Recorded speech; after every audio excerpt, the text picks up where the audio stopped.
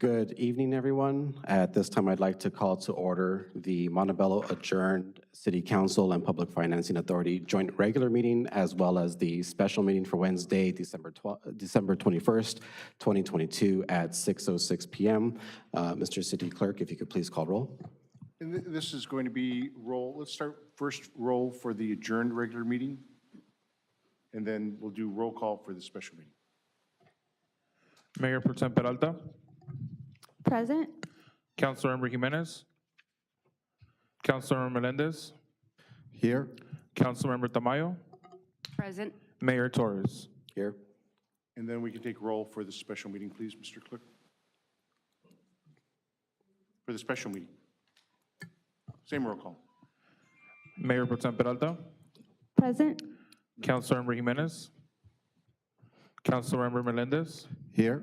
Councilmember Tamayo, Present. Mayor Torres. Here. And as I understand, Mr. Mayor, Councilmember Jimenez is stuck in some traffic, so she'll be here shortly. We will note when she comes into the room. Thank you very much, Mr. City Attorney, Mr. City Clerk. Closed session was conducted on January 14th. Any public comments were accepted and any action reported. If Chief Pelaez and Espinoza can approach the microphone for the invocation and Pledge of Allegiance, please.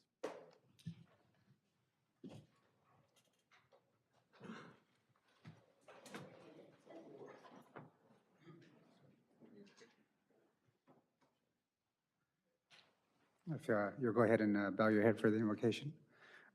Dear Lord, we thank you for bringing us here today as a city and a community to bring in our first full regular council meeting. May you guide the leaders with your knowledge and insight and holiness, as well as the city leadership, and guide and watch over the community. And in Jesus' name we pray, amen. Amen. You would put your hand over your heart and repeat. I pledge allegiance to the flag of the United States of America and to the republic for which it stands, one nation, under God, indivisible, with liberty and justice for all.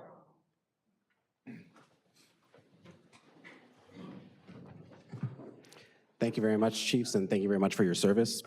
Moving on to public comments, Mr. City, if you can please make the statement of public oral communications.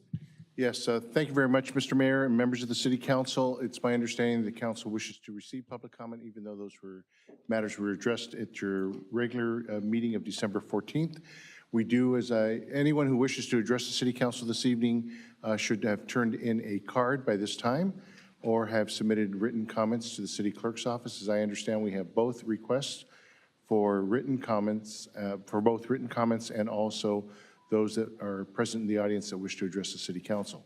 So Mayor, do you wish to address which ones first, the written comments or the ones in the audience? Let's address the members in the audience first. Okay, and I'll turn that over to the City Clerk. Mr. City Clerk. Very well, these are the speakers for the adjourned meeting.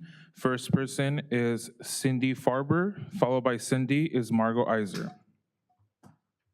Oh, and I should note, Mr. Mayor, the requests for public comments are both for the adjourned regular meeting and also for the special meeting tonight. So those items that are also on on council oral communications that are addressed in the special meeting, anyone who wishes to address the City Council on either the items that are on the agenda or non-agenda items, and also the items that are on the agenda of the special meeting.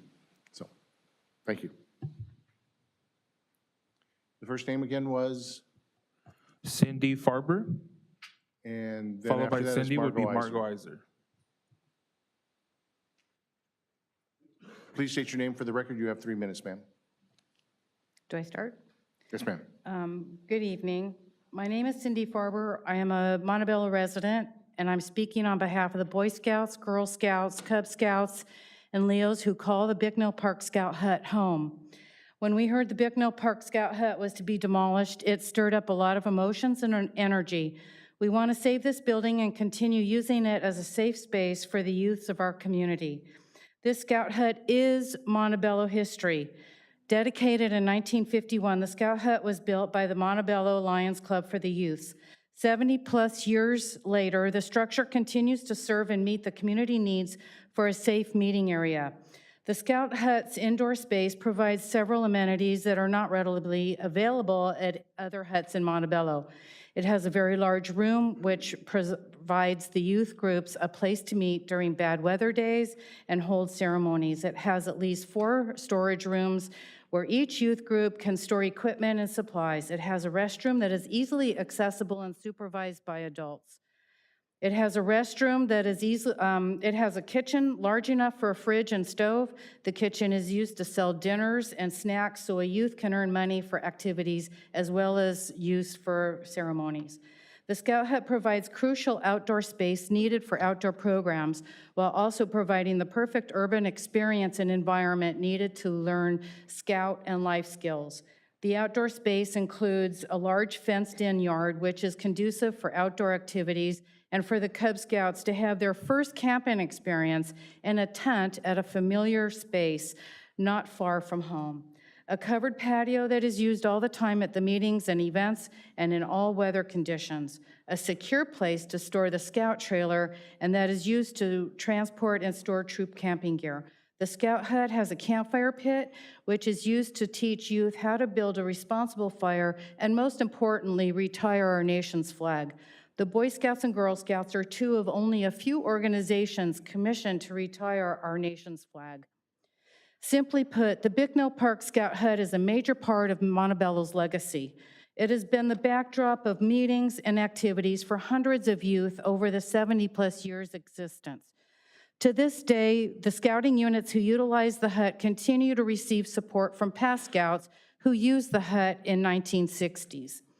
To put this in perspective, the Bicknell Park Scout Hut has no air conditioning nor heat.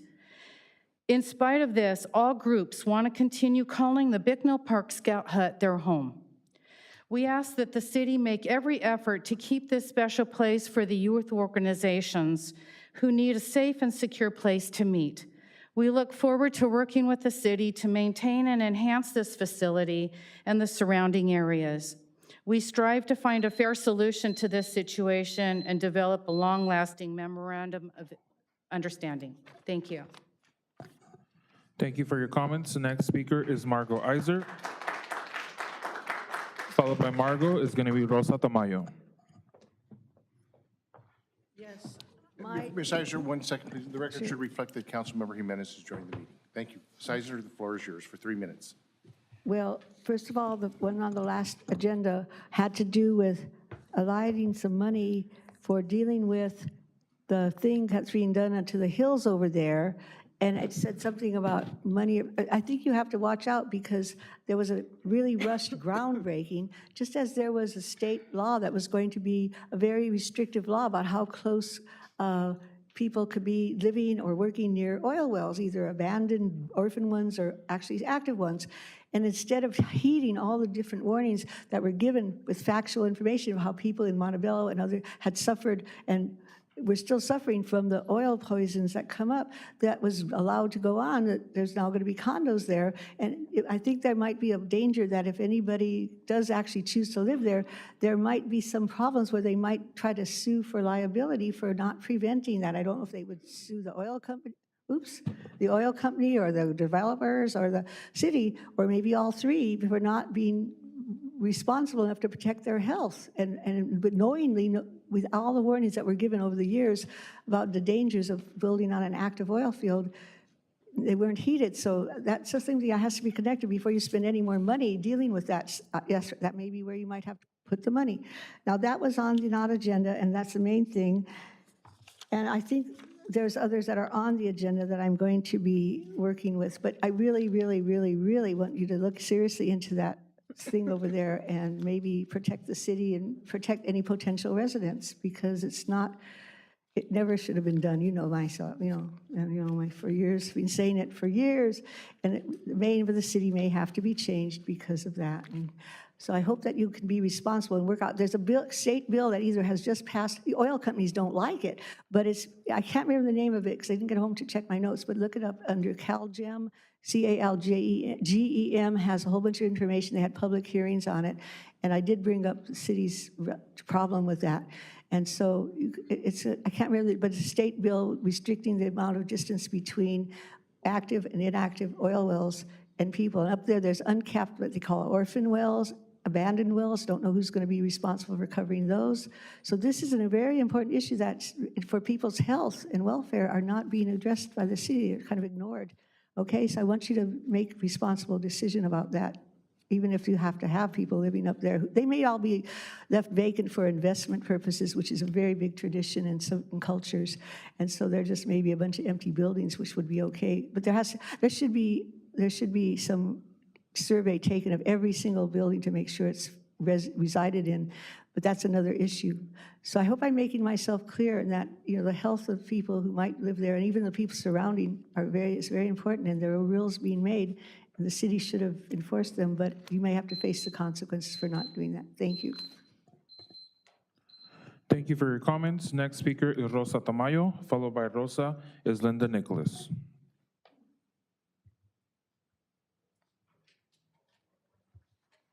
Buenas noches, yo soy Rosa Tamayo y Mayor David Torres y señora Georgina Tamayo, concejal, y Angie Jiménez, Scarlett Peralta. Estoy contenta que estén ustedes trabajando nuevamente y que estén en esta posición. Espero que trabajen de la mejor manera para nuestra sociedad de Montebello, para nuestras familias y el bienestar de nuestros niños, porque yo trabajo con niños y es bien difícil ahora mismo. Ms. Tamayo, if you can just please pause for a moment, and if we can pause the time. Mr. City Manager, if you could please translate for Ms. Tamayo. Póngase el gorro, por favor. And if we can make sure that she has the proper amount of time. Thank you. Good evening, Mayor, members of the City Council. My name is Rosa Tamayo. I hope that you work together for the well-being of our families and our children. And I currently work with children. Y tenemos más de 3,000 familias con necesidades especiales y yo soy una activista comunitaria y espero que ustedes traigan los mejores negocios a la ciudad y espero que también tengan una buena disciplina y no me gusta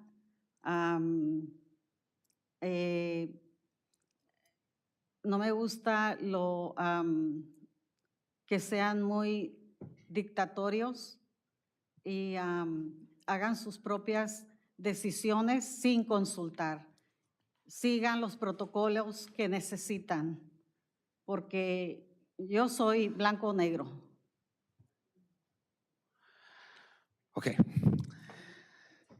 So I work with children. We have over 3,000 families with need.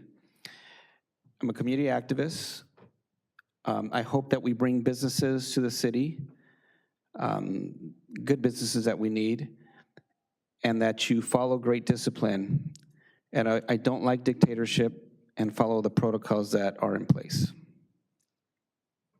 Porque así como quiero que ustedes, por favor, les he pedido ya 2 veces, esta es la 3ª vez, que opten por implementarse la acta de Robert y también yo estoy implementando la ley Rosas Law porque me interesan mis niños y de esta comunidad y de otras comunidades y quiero el respeto y la dignidad para todos y quiero así que ustedes también respeten las familias y pues les espero un buen relación y no duden en estar con consejos de los que más saben. Y pues nosotros vamos a estar muy bien analizando todo lo que ustedes están haciendo. So I spoke to you 3 different times previously about adopting Robert's Rule of Order, including Rosa's Rule, Rosas Lau. Rosa's Law. I hope that there's respect to all, including families. Follow, ¿qué fue la última, ¿Mande? la última cosa que dijo? Que voy a implementar con niños con necesidades especiales. You said, oh, follow advice from those that know? Y que no, ya se me olvidó ya, Okay. porque no escribo lo que yo digo, nomás me sale. Bueno, se le perdona porque usted no es traductor, pero es que Sorry, hasta ahorita you're yo, not a good dictator. hasta ahorita Dictatorship. yo sé la ley porque ya se la puse una vez aquí a So I know the law because I've said it before. Pero después, a ver si yo tengo un tiempo de 72 horas, pero fue lo último que yo decidí hacerlo. Pero yo soy pero muy tough y no quiero quebraderos de derechos civiles, por favor. So I'm very tough and I don't want the violation of civil rights. Muchas gracias y felicidades. Thank you and congratulations. Next speaker is Linda Nicholas, followed by Linda is Alexandra Briseño. Good evening. My name is Linda Nicholas. I'm co-founder of Match 90640. I read Peralta's orals regarding the role of the city manager. What she is asking is a breach of his contract. I am sure Councilman Melendez, with his law degree, would be capable of arguing that point. I would like these documents put into record. One packet outlines the municipal code ordinance role of the city manager, duties under chapter 2.04.50. The second is his contract outlined in detail.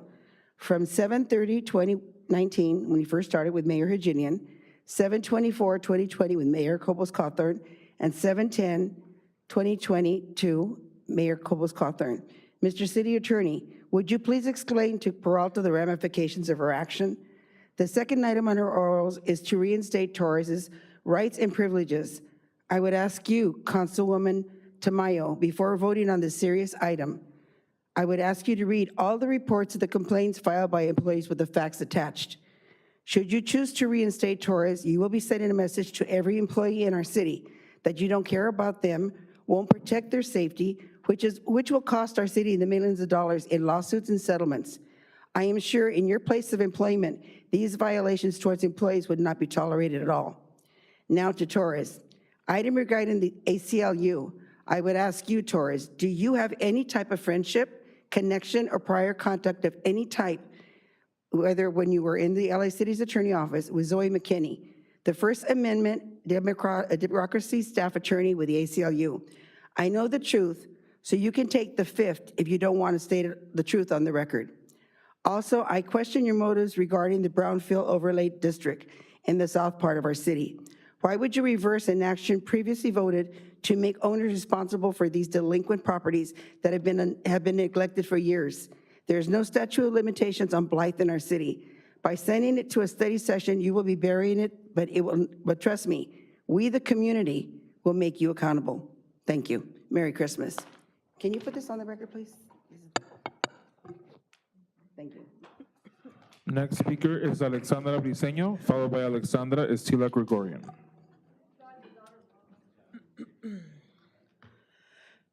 Good evening, Mr. Mayor, and council members and staff.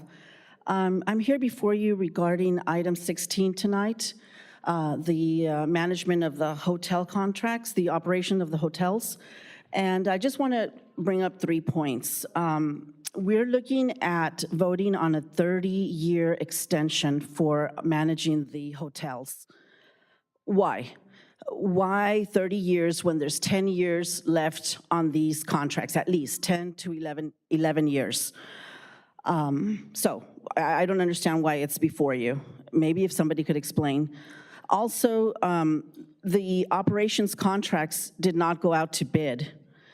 And in addition to this, it's a 30-year term. I don't think that's very responsible. I don't know why anybody would want to go into a contract for 30 years. Another thing, the last thing I want to bring up is financial reports. The last time that the public saw financial reports, we saw very clearly how for 15 years straight, the Hilton Garden Inn made not one penny, okay? And we haven't seen financial reports. During the last, the finance director, there was a meeting, I don't know, maybe a month ago, and he kept mentioning how the hotels were generating revenue. That's fine, of course they're generating revenue, they're operating, they're open. But the question is not whether they're generating revenue, it's whether they're generating profit. So there was also no mention on whether we had enough money to pay the management fee. Typically, if you saw the financial report for 15 years, we didn't have enough money to pay the management fee. So every last penny of potential profit that we could have made went to the management fee. So that's all. I want to, bring this up, and please, I just don't think it's responsible to pass a 30-year contract that didn't go out to bid, that still has 10 years remaining, and that you guys really haven't seen financial reports since 2017, okay? And that's all I have to say. Thank you very much. Thank you for your comments. Next speaker is Tila Gregorian.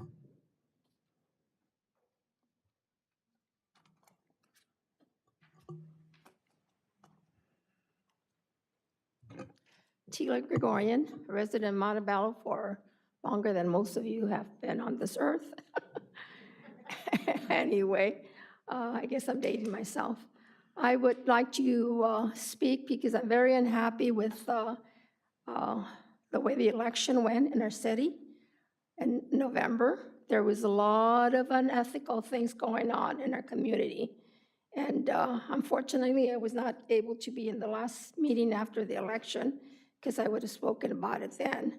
But there is a lot of unethical things, and I want the council to know that we will be watching all of you, because there are some things that happened that should not have happened, but nevertheless, another thing is this that somebody generated during the elections. I've been in this city for more than half of my life, most of my life, and I've never, ever seen a flyer like this. Is this the kind of city we want to live in? I know I don't. I know that when there's elections coming up, they should be respected. Our officials that are running should be respected and have the opportunity to speak to the community. Vote for them if you want to. If you don't want to, don't vote. That is about all that you should be entitled to. You should not be entitled to this type of trash that was circulating in our community. I am very ashamed to say at this point that I live in Montebello for so long. And I'm happy to say that it will not continue. It will no longer continue, because if I have to put up my house to get money to fight whomever puts this type of trash out in our community, I will do it. So be forewarned that this will no longer continue in our community. We are a decent, loving community. That's why I've stayed here as long as I have. And I have no intentions of leaving. So those of you that want to have dirty elections and be dirty politicians have better think of moving on, because we will not, absolutely not tolerate this kind of behavior. The other thing that I wanted to talk about is my concern about the election period, where I saw a lot of unethical things go on. And I saw a lot of money flying around all over the city. And I know that some of our council members received money, and that should be put a stop to. Our council members should not be allowed to accept money from anyone. And that was a lot that was going on during this past election. Thank you. And Merry Christmas, and I hope we have a better year. Thank you for your comments. Mr. Mayor, that concludes the speaker cards for the adjourned meeting. Would you like me to move over to the speaker cards for the special meeting? Yes, please. First speaker is Bobby Nasir, followed by Brian Decker. Hi there. Excuse me if I skip around a little bit. I had to cut out part of my speech here to make it in the 3 minutes. Hello, my name is Bobby Nasir, and my family owns the property at 1625 through 1633 Bluff Road in the south end of Montebello. I stand before council today to represent not only my family, but also many of the families who own property and businesses in the Brownfield overlay zone and would also like to be involved in this process but could not make it here tonight. My family has been in the area for almost 35 years. A short history of the overlay district, as I was involved in implementing it with City Council in 2007. The overlay district was originally instituted because the council was attempting to move some of the trucking uses from Maple Avenue off of Washington Boulevard down to this area because several of the trucking terminals in that area abutted residential property. In our area, there is no residential. In fact, we are completely shielded by the riverbed on one side, railroad tracks, the 5 freeway, and warehouses on the other side. Our traffic does not run through the city streets as it flows directly onto the 5 freeway. Furthermore, a landfill, which was used by the city, runs right through the middle of our area. In approximately 2009, the city received federal grants to do some investigation in the landfill area. Unfortunately, this is skipping around, the council originally set up a 15-year sunset date because they figured that was more than enough time to set up a specific plan in our area that would allow our uses by right in perpetuity. Fast forward to 2017, 10 years after the ordinance passing, property owners approached the city to make sure our uses were permanent before the sunset date. At the time, the development director, Matt Fesky, came back in writing and said, we do not need to file an application because the area is zoned M2, heavy industrial, and after the sunset date, the properties would go back to that zoning and the existing uses would be allowed by right. To give you an idea of who we are down in the area, the businesses down in the overlay zone are almost all related to the transportation industry in one way or another. These businesses are predominantly run by hardworking immigrant families that have been in the area for over 20 years. We also did account, and over 100 Montebello residents work in our overlay zone. Eliminating our use in the area would eliminate those jobs and those families' livelihoods.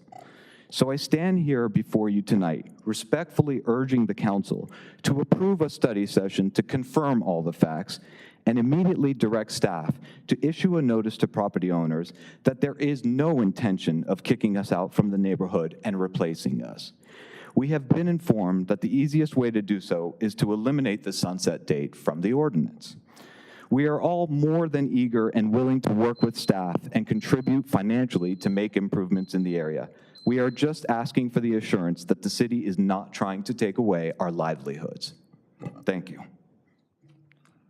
Thank you for your comments. The next speaker is Brian Decker, followed by Brian will be Enrique Vanegas. Hello, I'll see if I can beat that timer. I'm the Director of Facilities for SC Fuels. SC Fuels operates a facility primarily for commercial vehicles with an emphasis on biodiesel as our primary product. We also provide gasoline and C-store products. We employ cashiers, site attendants, and technicians at the Bluff Road facility. Many of our team members live and work within the city limits of Montebello. We have operated the facility since 2006 on Bluff Road, and much of our customer base is centered in and around the Bluff Road and Chapin Street complex. We rely heavily on this customer base. The proposal to remove the local trucking and transportation companies will have significant negative impact on our business and our staff team members. As a longtime business constituent, I ask that you oppose this proposal due to its impacts on our business, the other local businesses in the area, and more importantly, on our staff team members, due to the large reductions in business caused by the vacated trucking and transportation companies.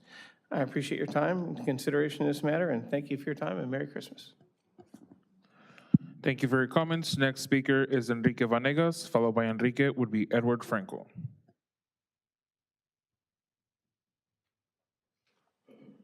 Good evening, everyone. I'm Enrique Vanegas. I'm located at 1717 Bluff Road.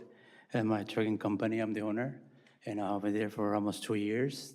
Just park overnight, and that's all I can say. Thank you. Thank you for your comments. Next speaker is Edward Franco, followed by Edward is going to be Michael Montellino.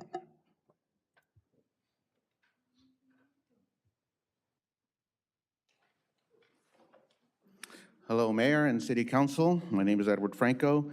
I noticed in today's City Council meeting agenda that our Mayor Pro Tem Scarlett Peralta has suggested to adopt a policy regarding internal hiring and public safety chief and assistant chief positions, along with the adoption of interview and hiring panel.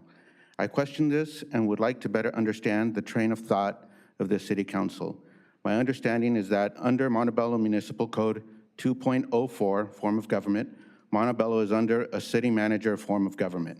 With that in mind, under Montebello Municipal Code 2.04.05 duties, the city manager is responsible for the efficient administration of all affairs, both administrative and managerial of the city. With this idea, the Mayor Pro Tem brings to the table is 1, a direct violation of the city municipal code, 2, directly undermines the authority of the city manager, and 3, this action will most likely result in antagonizing and upsetting the city labor groups after so much effort has been made by the city manager and staff. Now, this is very troublesome to me because all of this is happening on the very first meeting under the new council.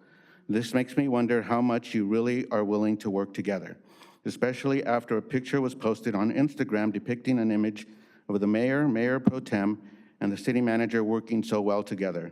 I hope you understand that if you decide to move forward with this idea, you may be placing the city in a very precarious situation. As I mentioned in the last time I addressed the council, I truly believe that the city manager and his team have done an excellent job, along with the assistance of the past council, to bring Montebello to where we are today. With this said, I cannot understand why you would even consider this. I hope you reconsider and decide to drop this idea completely. Thank you. Thank you for your comments. The next speaker is Michael Montellino, followed by Michael will be Robert Johnson.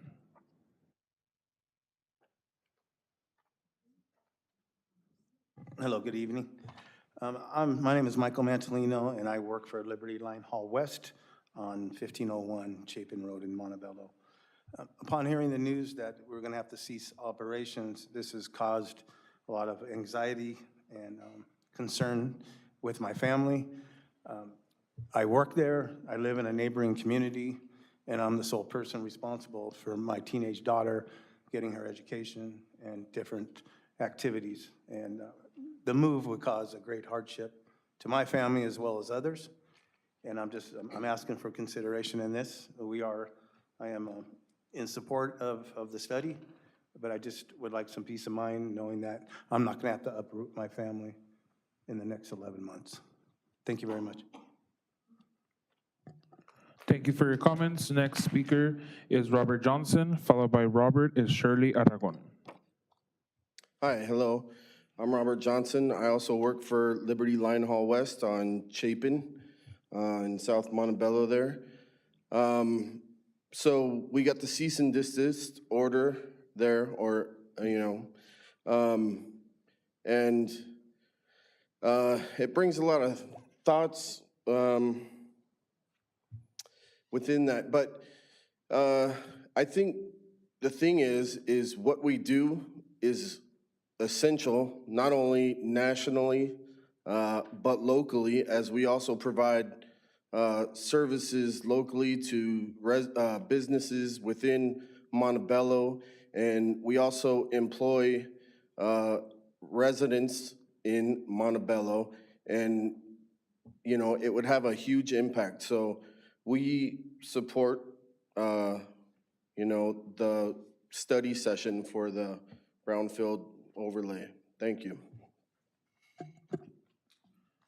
Thank you for your comments. Next speaker is Shirley Aragon, followed by Shirley will be Laura Barragan. Hello, my name is Shirley Aragon, and I too work for Liberty West Trucking Company in Montebello.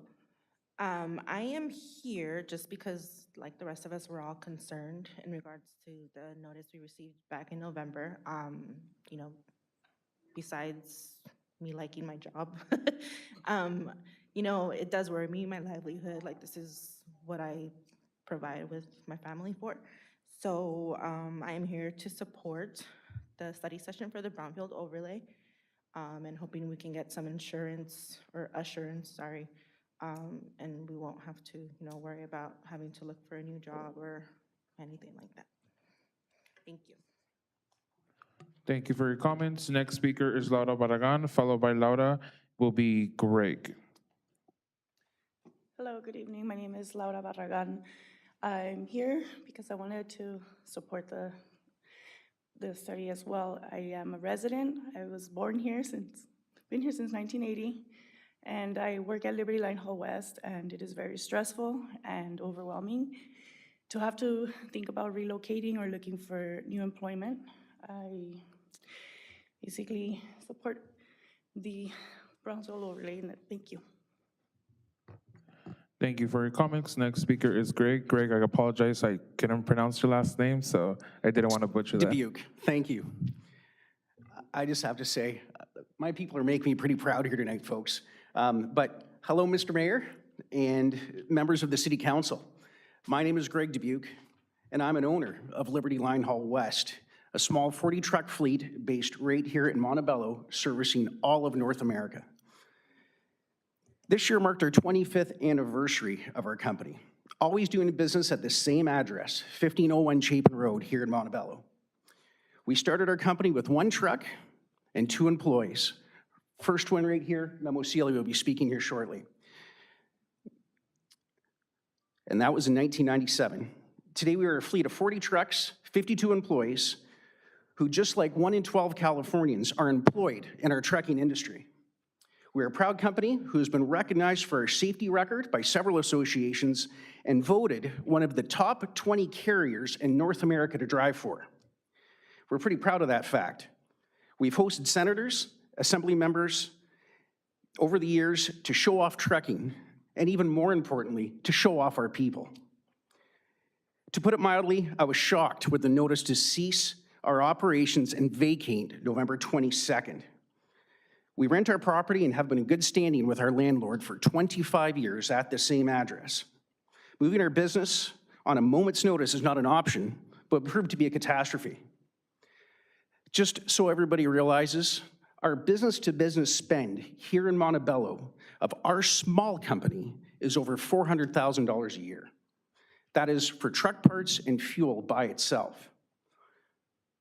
I am in support of the request for the council consensus to send letters to businesses in the Brownfield Overlay District staying eviction and enforcing the penalties due to the sunset.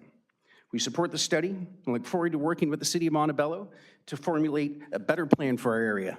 Thank you. Thank you for your comments. Next speaker is Rosemary Torres, followed by Rosemary is Guillermo Celia.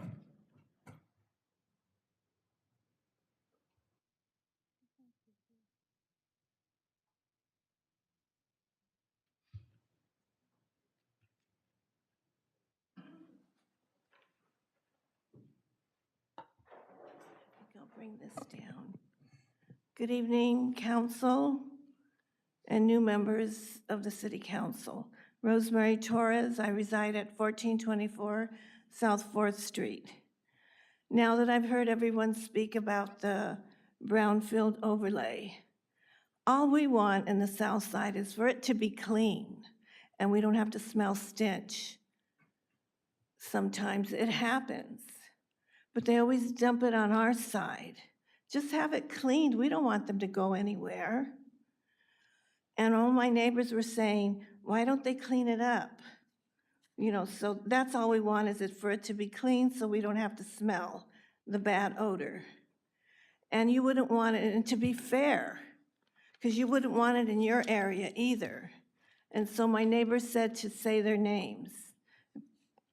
Mr. and Mrs. Miller, Mr. and Mrs. Alaman, Iris and Eris Jones, Miguel Sanchez, Mariano and Ruby, Oscar Saldana, Marcela Saldana, Marcy and Ana Saldana. They all say, just keep the area clean and everything should be okay. Thank you. Thank you for your comments. Next speaker is Guillermo Cilia, followed by Norman Perez.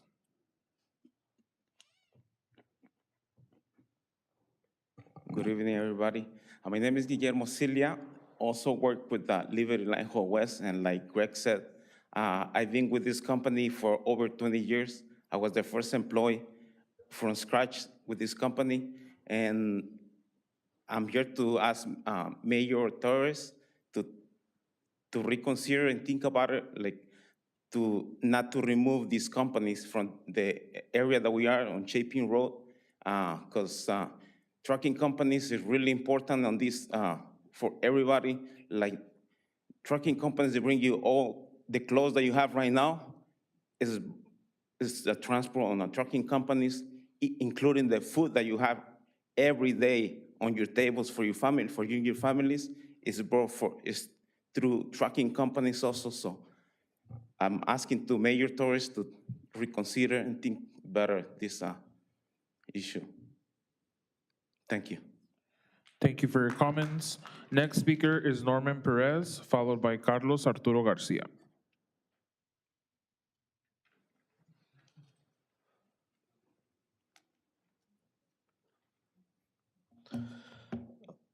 Good evening, Council. My name is Norman Perez, and I'm here representing my father, Eduardo Perez, and I'm here representing our family business. We're one of the families that's negatively affected due to the Brownfield Overlay District. We've been doing business there for over 25 years. My family's been there longer than I've been alive. And my family came to this country searching for opportunities, and the Bluff Road, Chaplin Road has provided my family with those opportunities. Bluff Road has provided a piece of the American dream to my family. And many of these families here are being negatively affected. It's not just businesses, it's families. Families are getting negatively affected. And we urge you guys to make a decision that hopefully doesn't negatively affect these families. Thank you. Thank you for your comments. Next speaker is Carlos Arturo Garcia.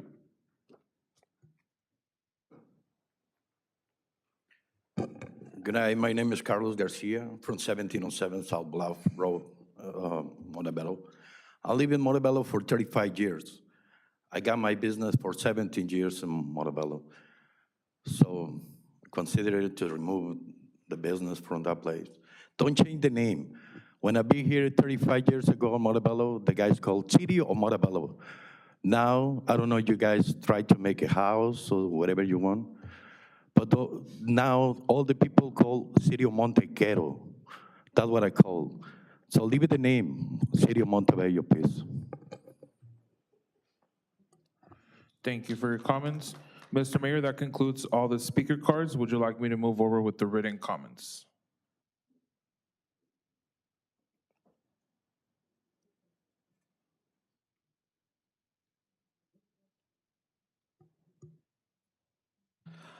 Yes, please. I will be reading first the general public comments. First one is from Senator Bob Archuleta. Dear Honorable Mayor Torres and council members, congratulations on your recent certification of the sixth cycle housing element. As you know, this plan drives the city's vision for critically needed housing development, and I am proud to represent the city that is among a select few to have its housing element certified. Given this important opportunity, I wish to express my support for item number 5 on today's agenda, which calls for the authorization of the solicitation of proposals for a specific plan for the City of Montebello Golf Course Complex. We understand that this process is the beginning of a robust and transparent public participation process to explore the development opportunities within the complex, which could include mixed-use and mixed-income housing opportunities consistent with the city's housing element. I believe this opportunity will elevate the city's presence within the original economic development community, which could result in additional investment from the residential and retail sectors. I share your goals of bringing economic vitality of affordable housing opportunities, more employment options, especially for our local residents, and strong quality of life to the city of Montebello, and recognize this as a first step in a longer process of community engagement. I would therefore encourage your affirmative support for this agenda item, and together we will move Montebello forward. As always, I stand ready to work with you to bring resources to Montebello. Sincerely, Senator Barbara Chuleta, California State Senate, District 30. Next Mr. City comment Clerk? is from Irene. How many written comments do we have? There's a total of 5, so there's 4 more left. Okay, because I believe we're coming against the 30-minute public comment period. So if there is a motion from one of my colleagues to extend the period for a few minutes just to hear out the rest of them, or we can save the balance for the end of the meeting. I'd like to motion to move to the end of the meeting to be able to conduct business and have them be read at the end. Is there a second? I second that. And just for clarification, do some of these specific public comments relate to any of the items on the agenda? There is, let me see. There was 3 of them for the special city council meeting. And are the other 2 just general comments? The other 2, yes, the other one was general comment, yes. Okay, so then I would like to instead go ahead and make a motion to add an additional few minutes to be able to read the comments that pertain to the agenda, and then if we can save the remainder to after the meeting, if that's appropriate. Councilmember Peralta has withdrawn her initial motion and has entered a motion to extend time to hear the balance of the written comments. Is there a second?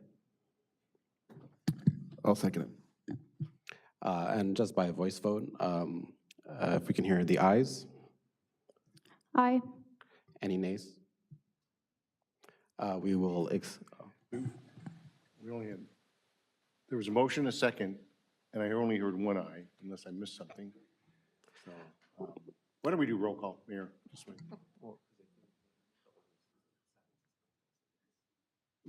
Or the mayor as the chair can say without objection, that will be the order, so. So I made a comment to the city attorney here, but silence is counted as an aye according to the municipal code. So unless there is a stated objection, that would pass. And so I'll call one more time for a voice vote for ayes. Aye. Any opposed? Seeing no opposition, we will extend time. Very well. This first written comment is from Kevin Wong. Dear Montebello City Council, I'm writing to express my support for a study session regarding the Brownfield Overlay District. I am the Director of Operations for the Fast Deer Bus Charter, a charter bus company located on 8105 Slauson Avenue.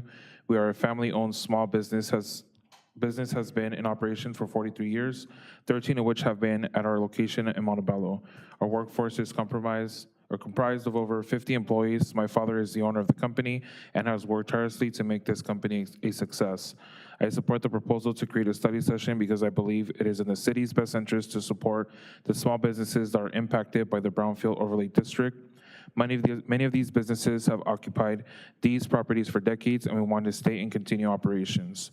The letter we received early last month was unsettling. It asked us to cease operations within weeks, something that was not feasible or realistic. No company that I spoke with received any prior notice or warnings. My biggest ask is that at the conclusion of the study session, the City Council repeal the sunset date of the Brownfield Overlay District. Please support our business and staying here in perpetuity. Again, I look forward to working with the City Council to come to a mutual agreement that would help keep jobs in Montebello. Sincerely, Kevin Wong. Next written comment is from J.C. Boyd. Dear Montebello City Council, my name is J.C. Boyd, and I work for Swift Transportation located at 1603 Chapin Road in the Brownfield Overlay Zone.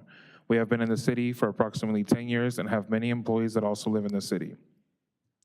I am writing to express our support for the council to direct staff to conduct a study session in order to ultimately repeal the sunset date on the overlay zone. We could not make the meeting tonight, but would like to be involved in the study session. Thank you, Josie Boyd, Real Estate Manager. And the last written comment for this is from Vic Saliva.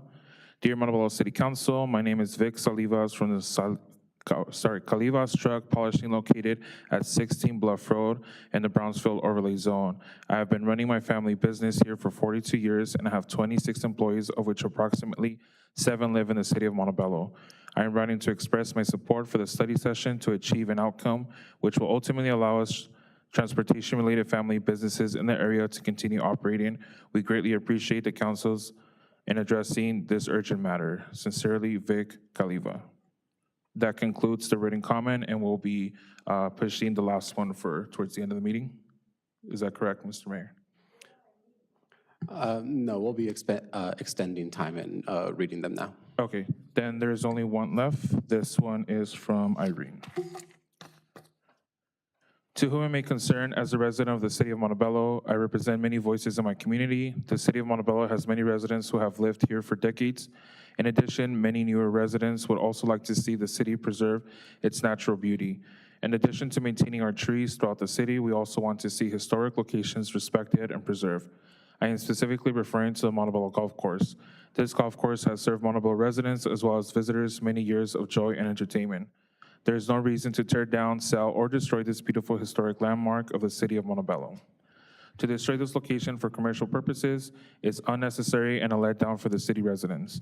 Many people in Montebello grew up with the golf course as a source of pride.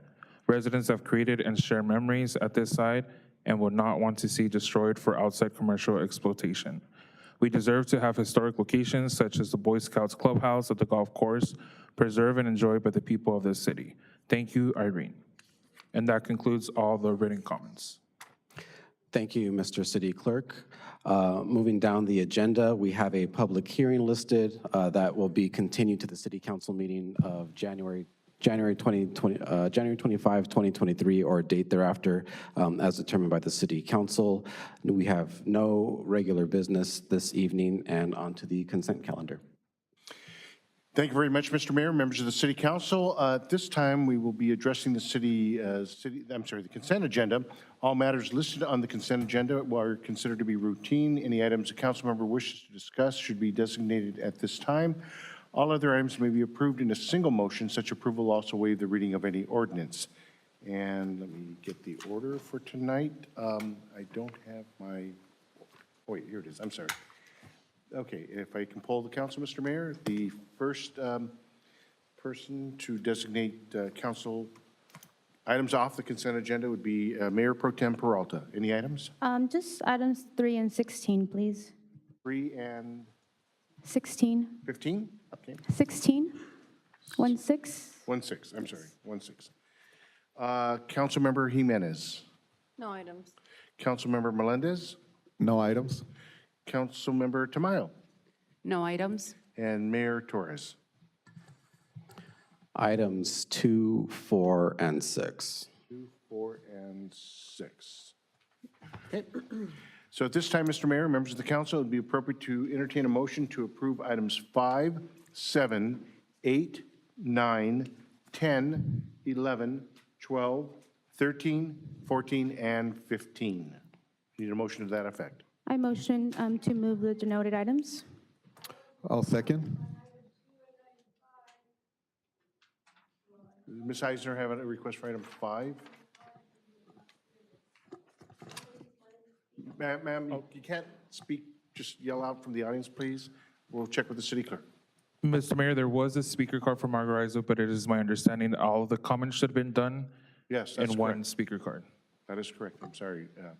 Yes. So that's appropriate to entertain that motion unless the mayor feels otherwise. Ms. Sizer did have her 3 minutes to speak earlier this meeting. If you would like to bring your comments at the next meeting, feel free to do so. But there is a motion and a second on the floor to approve the consent calendar.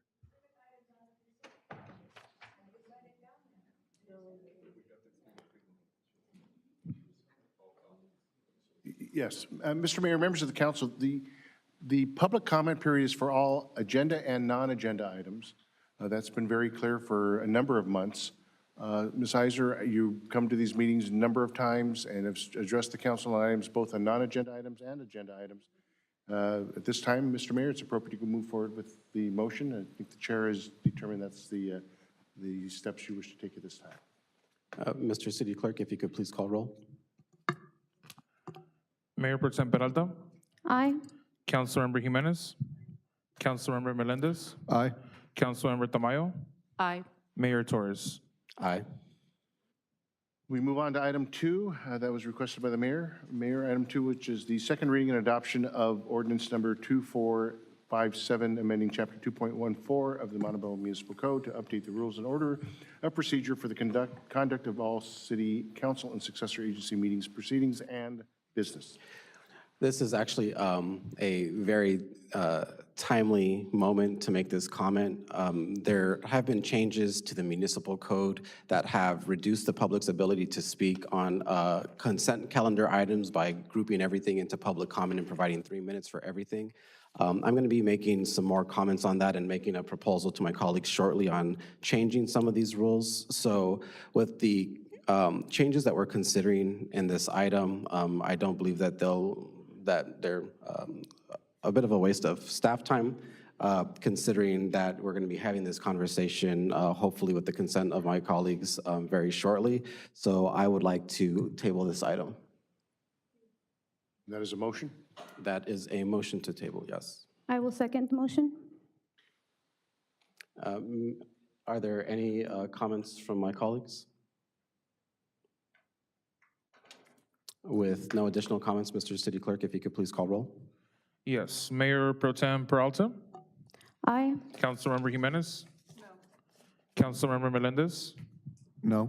Councilmember Tamayo, Aye. Mayor Torres. Aye. Vote passes 3-2. The next item is item number 3, which is consideration of approval of professional services agreement with Advocate Incorporated, doing business as Nava Partners Insurance Solutions for the Employee Benefits Insurance Broker Services Request for proposal number 23-3. That's also, I believe, the mayor. I believe I pulled it, Mr. City Attorney. Oh, it was Councilmember Peralta, I'm sorry. Yes. Mayor Pro Tem Peralta. Sorry. No worries. So with item 3, I think some of my concerns just lies a little bit more in the insurance broker's experience. I think the newly founded company that the city is looking to contract denoted in its references as to working with commercial businesses like clothing stores, such as Quicksilver and restaurants. They don't necessarily seem to have the experience in representing government agencies. Unlike CalPERS, which is a multi-million-dollar company with a track record of experience representing over 457 agencies, which include major education, medical, municipal government type of agencies. I just want to understand this company's qualifications and experience a little more, being sensitive in understanding how will the financial impact and how changing these plans might affect our employees and our retirees. And also, I am looking to continue this item to be able to receive a presentation with this additional information, as well as a presentation from CalPERS directly, just to be able to understand, again, these are major changes that would be made to our employees' benefits. So I think that we need to be able to have more information prior to making such a crucial vote. Yes, please. Yes, Mayor Pro Tem. First, it's actually Honorable Mayor, Mayor Pro Tem, members of City Council. Actually, I'm very pleased to be in front of you today to talk about this item. This was the third part of a trilogy that came directly from our labor groups and many of our employees. When our city manager and assistant city manager first got here 3 years ago, when I got here just shortly after them, some of the three major items that came from all 10 labor groups and also from many of our employees was comprehensive MOUs, a class and comp study, and our health benefits. It has come up numerous times. It has been the elephant in the room for 3 years now. When we went through this last round of negotiations for our MOU, we wanted to, obviously with the administration, wanted to ensure that we could fix many things within the MOU when it came to pay and ensuring that we were comparing with the market. But one of the things that kept coming up was our health. And just to clarify for tonight, what we have is a broker. We have had a broker here, I believe, for a couple decades. This actually doesn't change anything with the plans. And also, too, just to kind of go back in time, anything that is changed in the future, again, potentially, is through a meet-confer process with all labor groups. So Nick, before you continue, just to clarify, what's before the council today is not medical benefits that are CalPERS, who is our provider through PEMCA.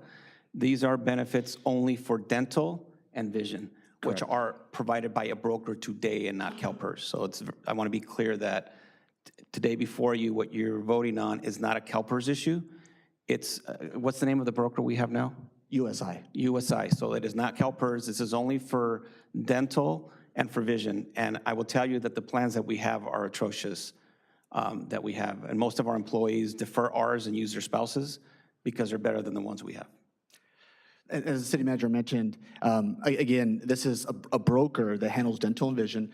What they will be doing is analyzing our health to see if it's even an option to either stay with CalPERS, leave CalPERS. But again, that's a down the road conversation, a meet-confer process. But again, it was one of those things that we felt we owed to the employees because it has come up, it has been the elephant in the room. And I can tell you from meeting with all labor groups often, it is just something that we would love to address, but we want to make sure that we do the analysis. We bring in a broker that could think outside the box and ensure that the data matches up. And again, that's months down the road to even see if it is an option, but that's a long road ahead of us.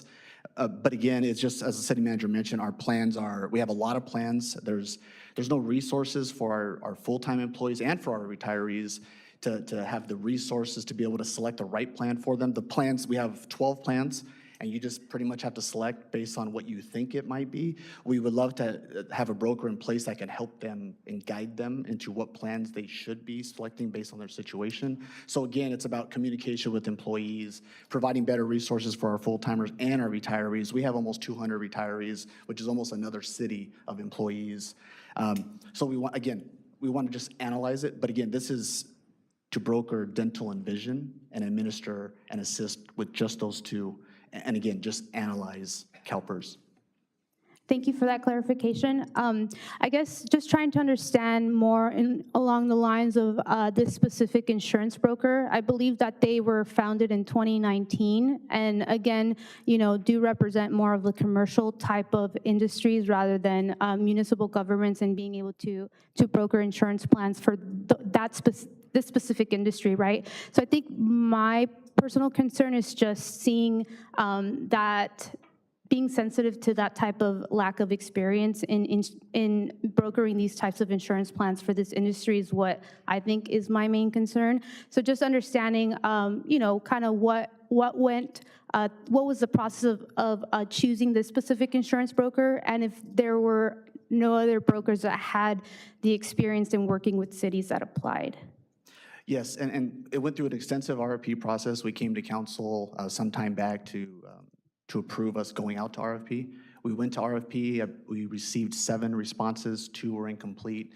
We then evaluated through a team of 3 personnel to go through and evaluate based on 5 different criteria, again, based on 3 individuals. We actually, the employee that was in charge of the recruitment was outside of the HR department, so we could have that transparency.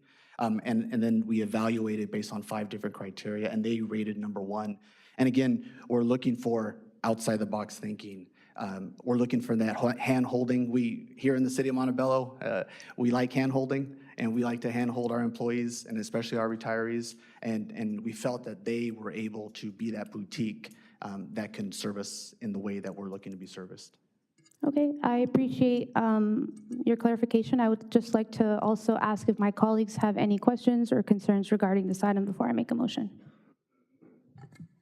I'd like to just thank Mr. Razzo for this work. I, as a parent and a person that has 3 jobs, I'm often looking for the best insurance and the best to provide for my children, for myself, and we've gone back and forth specifically just right around the lines of this, where I'm not sure if I should get my insurance through the city or through my employer. So again, thank you for all this work. I know that it's not weeks, it's months, and you guys do your work thoroughly. So with that, if no one else has any more comments, I'd like to make a motion to approve the item. Councilmember Melendez or Tamayo, do you have any comments on the item? No comments. Mr. Razzo, I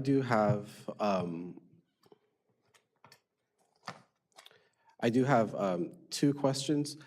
In this instance, you mentioned the RFP that was flown, and I just wanted to clarify, and I might be confusing this, but was that done by RFP or by RFQ? An RFP. By RFP. So in that instance where RFQs were looking for if you have the general experience to handle an item, in an RFP looking more for best price and whatnot, this was handled by RFP? Correct. And as a second question, I believe I saw in here the proposal that the amount that we contribute be increased from $1,000 for employees to a higher amount. Can you speak to that, please? I'm sorry, what was that, Honorable Mayor? Can you say that one more time? That the amount that the city contributes to the plan is considered to be, we're looking at increasing that? No. So, well, what I can tell you is that, well, I'm sorry, when you're talking about the cost to the employee, or are you talking the health contribution by the employer? By the employer. Oh, yes. So, yeah, with that, one of the things that the class and comp told and told on the city, and we knew this was going to happen, was that we were going to be behind the market when it came to health contribution per employee. Right now, our cap is $1,090. The market average was about $1,500.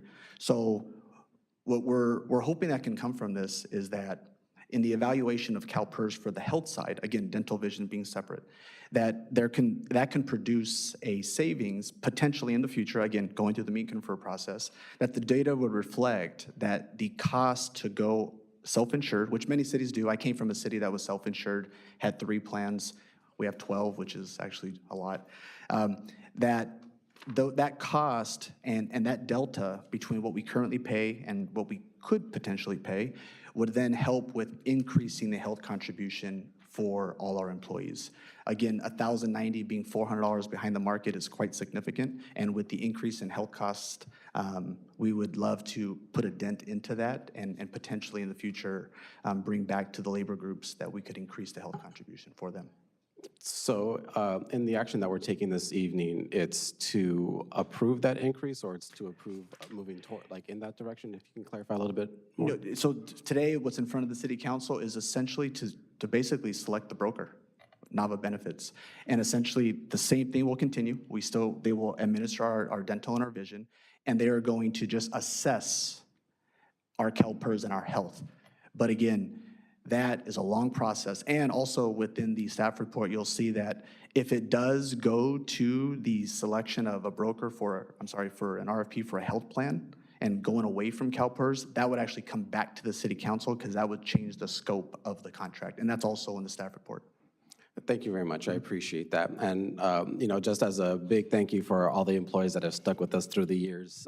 We've had a lot of cities have suffered a very tough financial situation over the last decade. A lot of government employees have faced stagnating wages and stagnating benefits, and the opportunity to finally increase them and meet the market is a really big opportunity for us here.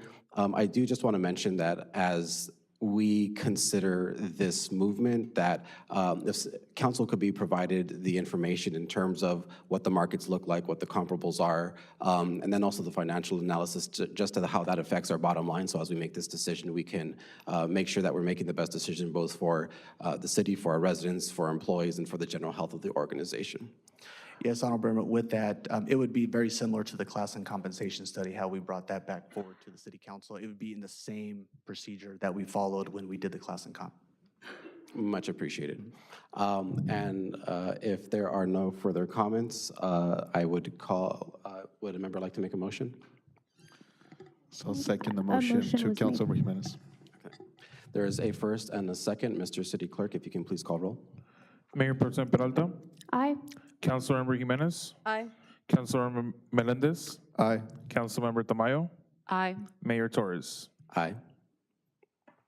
And that motion passes unanimously.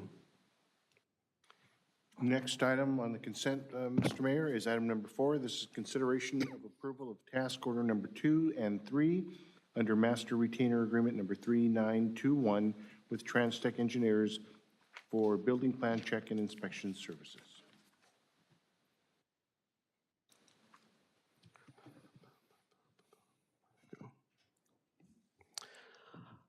Thank you very much, Mr. City Attorney. I just had a couple questions for clarification on this point. We recently approved cost increases or salary increases for a building official at the last meeting. And I was just curious how this item and these, it looks like we're going to be hiring TransTech or engaging with TransTech to provide the employees to do building inspection services. So if you can just kind of help me understand better how those two positions are the same and different and what we'll be getting here. Sure. Good evening, Mayor, members of the council. So the task order 2 is divided into 2 services. One of them is staff augmentation. So that is meant to be adjusted to complement whatever staffing we have. As we go forward, it can be adjusted. We're currently preparing to go out and advertise again for a in-house building official with the increased salary that was approved recently. So once that person comes on board, we'll adjust staffing to complement what we have. And we're also going out again for a permit tech because that recent recruitment was also unsuccessful. Thank you very much, Director Enriquez. That is my only question. If my colleagues don't have any further comments, and seeing none, is there a motion for the item? I'll make the motion.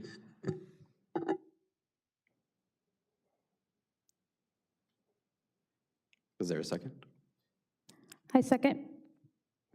Mr. City Clerk, can you please call roll? Mayor Pro Tem Peralta, Aye. Councilmember Jimenez, Aye. Councilmember Melendez, Aye. Councilmember Tamayo, Aye. Mayor Torres. Aye. Passes unanimously. The next item is item number 6, consideration of authorization to issue a request for proposals, RFP number 23-5 for recreation guide production.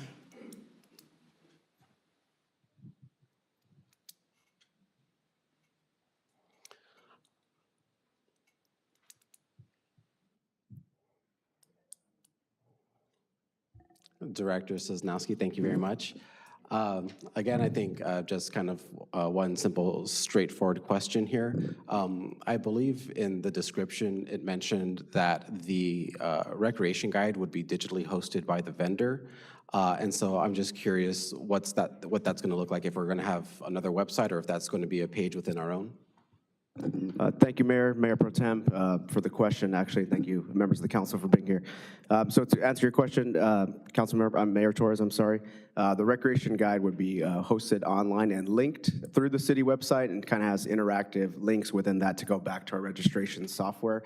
Very common. I know like City of Bell, Downey, some other cities do it that way. So you'll see a third-party website up in the address bar there, but it basically is linked from the city website. So it'd be a real long URL that you wouldn't find unless you went through the city website.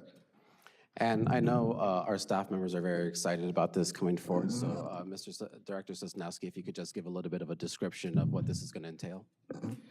Sure. So the item before you, Mayor and members of the council, is basically authorizing staff to issue an RFP to design a recreation guide. So a little bit different than what you would see in the monthly newsletters that go out, or quarterly newsletters, the Montebello Reporter, versus just showing minimal recreation programs. We're going to highlight all aspects from senior programs to sports, special events, and give folks a chance to really plan their recreation activities within the city versus constantly posting social media items one by one.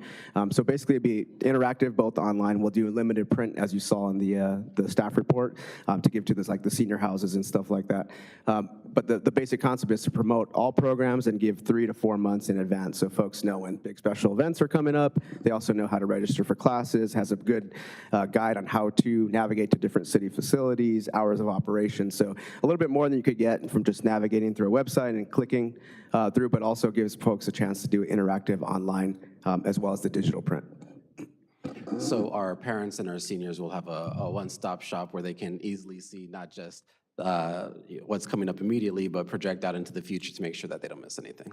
Yeah, that's the general concept, Mayor. So basically, now we fit what we can in the newsletter, but we don't want to take over the whole thing. So you'll see 20 pages of recreation info.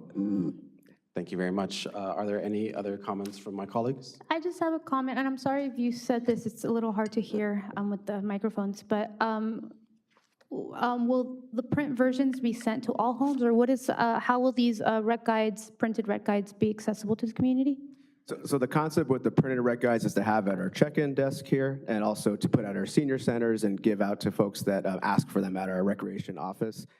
Intended to mainly be an online platform, but we called out 2,500 print copies just for those folks that don't do digital. Got it. Yeah. Okay. With that, if there are no other comments, I would like to motion to approve this item. Mayor Pro Tem, if I may, our future goal will be to mail as many as we can as our budget improves. Some for the council to consider in time of being able to mail these out. That would be our preference in time as we get the monies to do it. But for now, we feel this is probably the most efficient way to get information out. Thank you very much, Mr. Bobadilla. If there are no further comments, I believe we have a motion and a second. Thank you very much. Mr. City Clerk, if you can please call roll. Mayor Pro Tem Peralta? Aye. Councilmember Jimenez? Aye. Councilmember Melendez? Aye. Councilmember Tamayo? Aye. Mayor Torres? Aye, and the motion passes unanimously. And the last item pulled was item number 16, consideration of amendment to agreements number 893, 3213, and 3323 related to Quiet Cannon Management and associated business entities. Yes, I believe this item was pulled in the last meeting, and so I would just like to simply continue this item to a determined date to be announced, so council can be able to just receive more information and really analyze these contracts. The motion is that the item be continued to a date to be determined. Is there a second? I second that. And an opportunity for my colleagues if there are any comments. I apologize. With that, Mr. City Clerk, if you can please call roll. Mayor Pro Tem Peralta? Aye. Councilmember Jimenez? Aye. Councilmember Melendez? Aye. Councilmember Tamayo? Aye. Mayor Torres? Aye, and that passes unanimously. That will be continued to a date to be determined.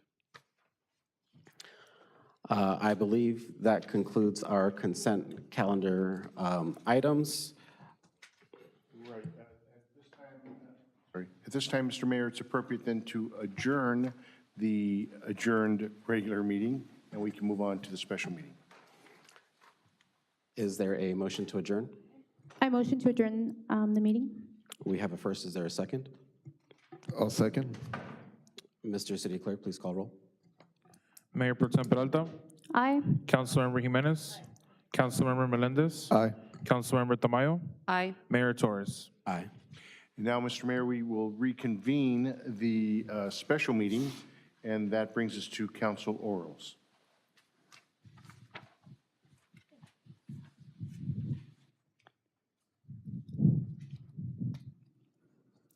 It's in the last pages. Going down the list, Mayor Pro Tem Peralta. Yes. First off, I'd like to say, in regards to my first council oral, when it concerns are fire and police chiefs and deputy police fire chief positions that have been newly created. These are the most major and impactful positions in our community. They represent the face of our departments. They really set the tone, direction of leadership for our public safety employees, and are the positions that are most connected to the community, working directly with our stakeholders, business owners, faith-based leaders, service groups, our community, and council. I understand that there were some public comments in direction to this specific item, and so I did want to address that prior to kind of going into what I'd like to see consensus for. First off, I do want to be very respectful and also make it very clear that through this item, I do not seek to usurp our city manager's authority. I do not seek to breach his contract. I recognize and welcome that our city manager has the full authority to hire these positions, but I also understand that council has the authority to set policies in place that can create a more inclusive recruitment and inclusive and engaging recruitment and selection process. So I would just like to clarify with our city attorney that being able to set up more of an engaging and inclusive parameters towards the selection of these positions, does that in any way breach or cause any type of, I guess, misunderstanding when it comes to our city manager's duties and authority? Mr. Mayor, members of the council, yeah, first and foremost, as I understand the comments, it is not to at all modify, adjust, alter, impede the city manager form of government, which places that responsibility for hiring and those types of positions with the city manager. Is that a fair statement? Absolutely. Okay. And that there is a desire to try and identify and define a process that will allow input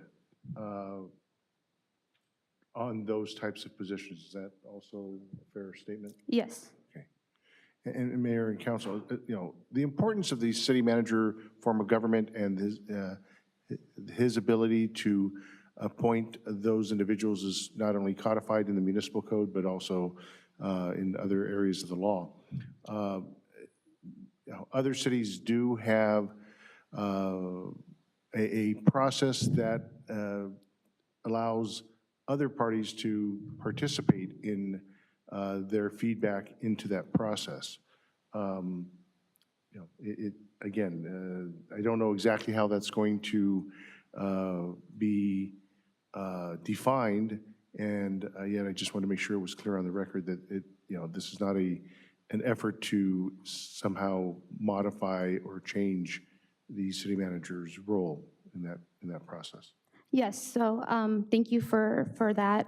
So again, I do want to reiterate, in no way does this seek to modify or, you know, breach our city manager's authority.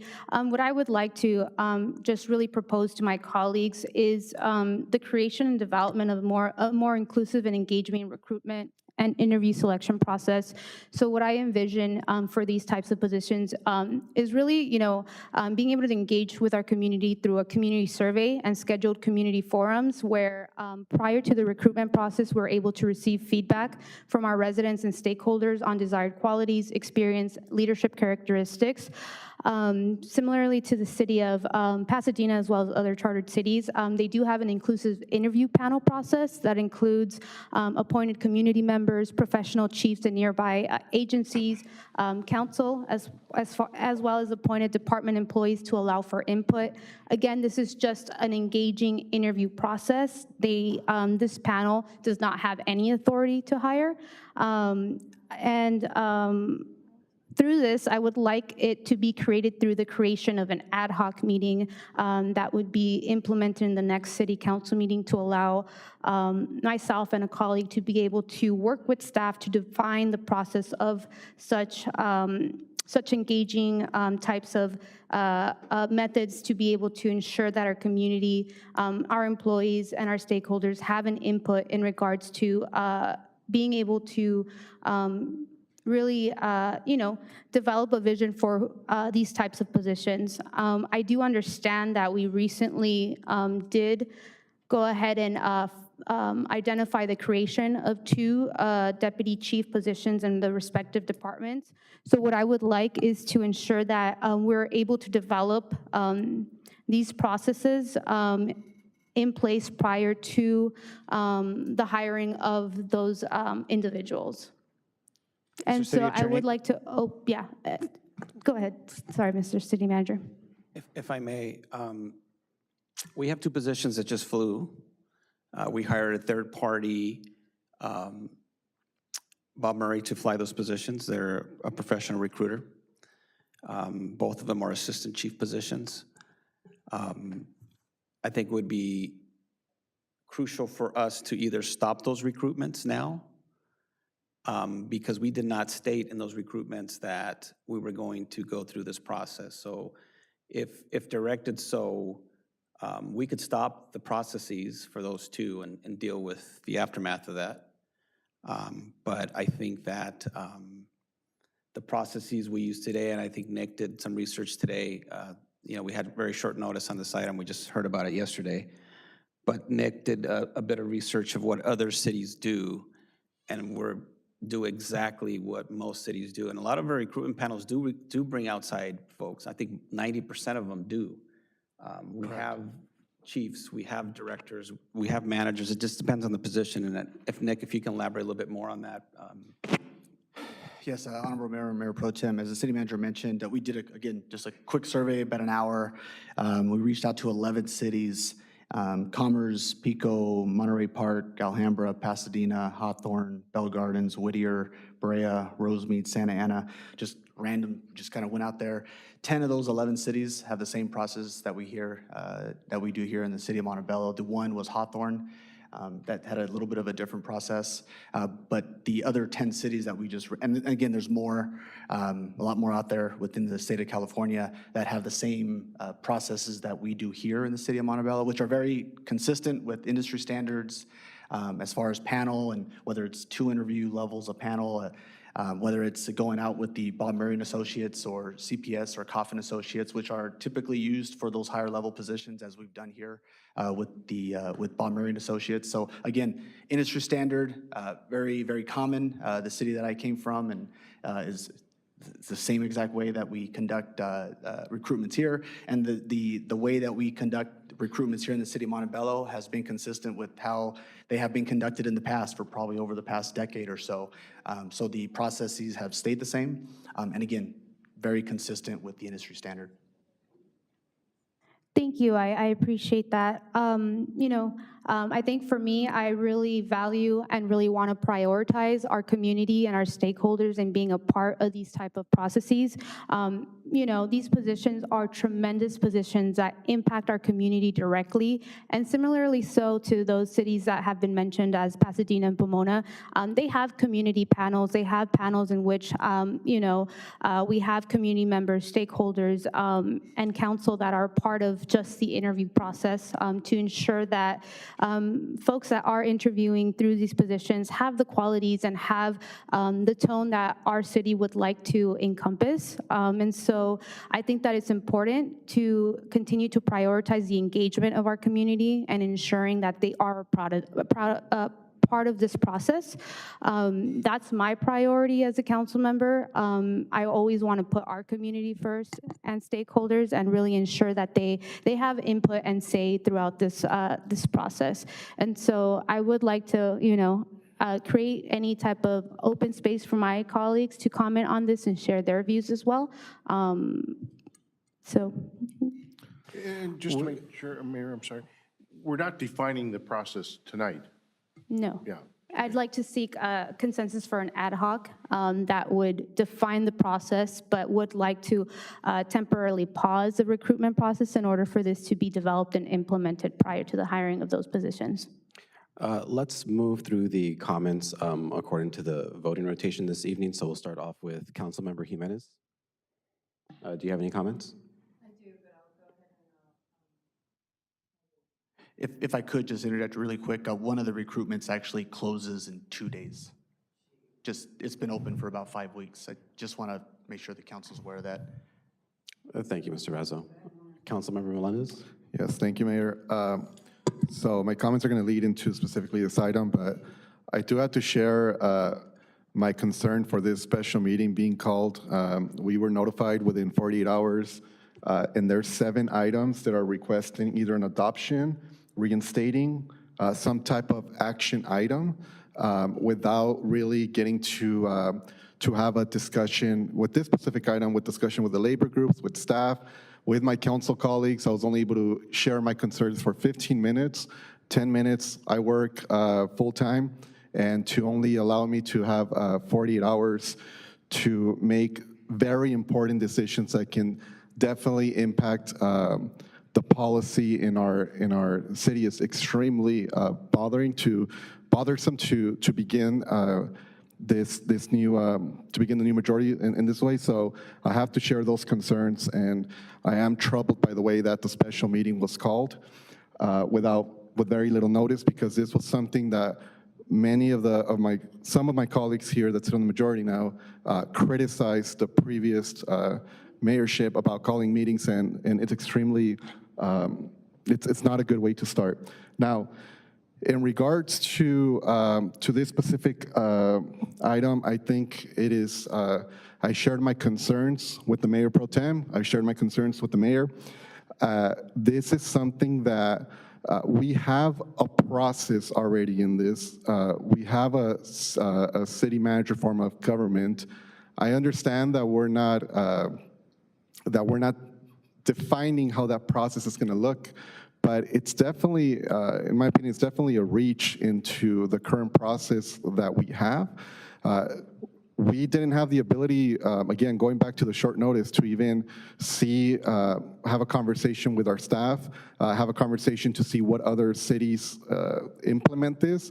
And I think our director was quickly able to provide that input of how many cities have the same type of hiring process that we have.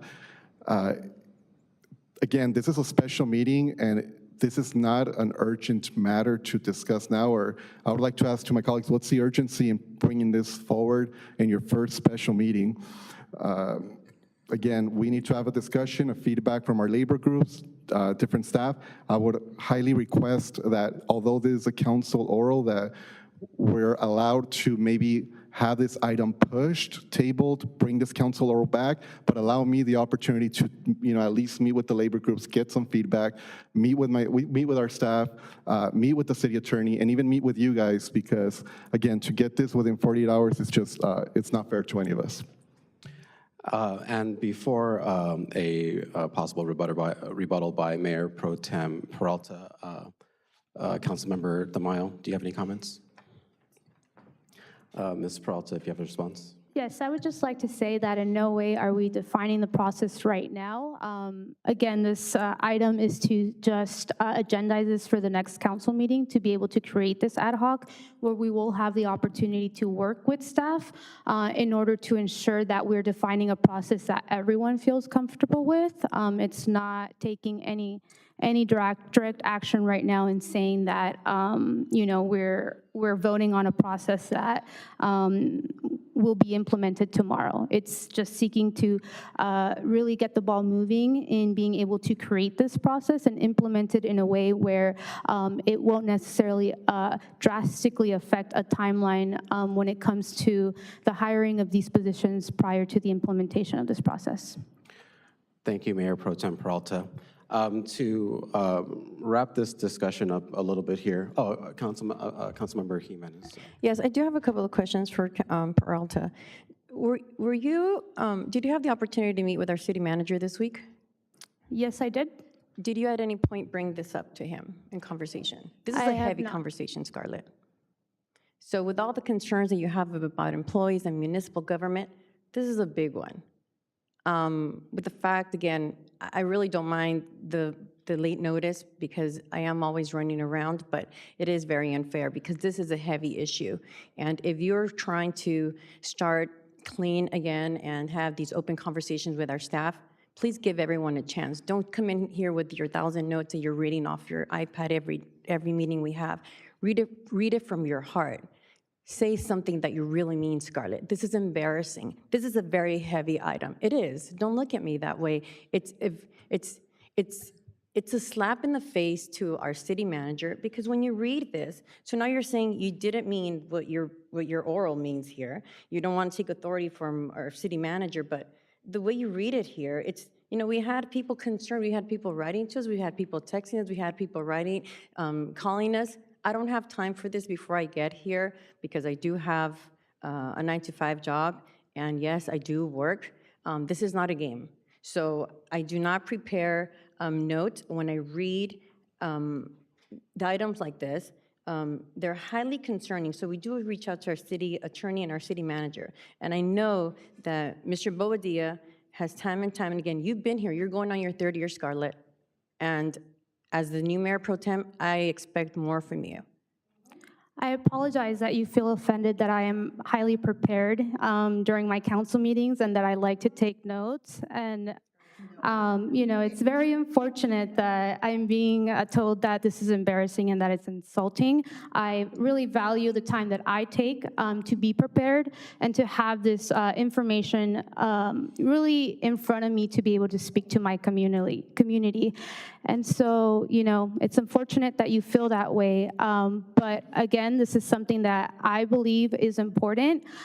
We have positions that are being recruited for right now.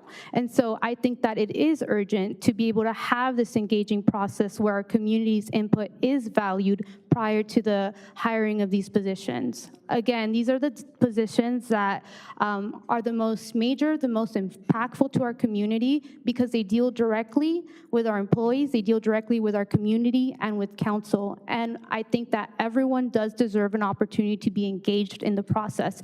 So I really apologize that you feel that way, but this is how I feel about this specific policy that I think is important in our city, just like other cities that also prioritize the engagement of important stakeholders when it comes to these types of recruiting. Mayor Pro Tem Peralta, and to kind of address a couple of the concerns of my colleagues that this is being brought on suddenly, it seems that it's kind of being missed that this is being agendized for the next meeting. So there are going to be several weeks for opportunities for conversation with the city manager, with the human resources director, with city staff and labor groups. So I think, as the city attorney stated earlier, there's no action that we're taking this evening. You absolutely have those opportunities to have those conversations. And I would like to really note the striking difference where the previous council took action on the same night on agenda items that were fully formed, on resolutions that were multiple pages, on staff reports that were already prepared with 24 hours notice. So I think this council, and I think Mayor Pro Tem Peralta is really showing the willingness for our colleagues to be engaged in these conversations and to participate, not just to bring an item for action on a special meeting with no notice. So with that, I believe that we have had our comments. I have will one more call for a comment, motion. Mr. Torres. I have one more comment. Again, what is more concerning, Ms. Peralta, is that again, there's no sense of urgency in this, really, but what is really concerning is what you're trying to do here. I hope, and you take this advice and you tread carefully, because understanding that you, along with one of our city employees, were trying to run a person during this campaign who is potentially seeking employment in the city is quite disturbing and very dangerous. So you need to be very careful in what you're asking, what you're putting forward here.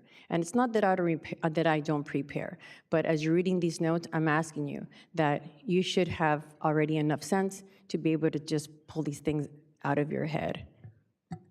Now, moving forward, I'm not saying this, some of these comments are like very inappropriate. There's no need for personal attacks here. If you have comments on the policy, those are more than welcome, but please do not make personal attacks. It's very disturbing, Mr. Torres, for this item to even be allowed to be on here. So again, I will call for a motion. Peralta, just please. Thank you, Ms. Jimenez. Is there a motion to approve the Mayor Pro Tem Peralta's oral?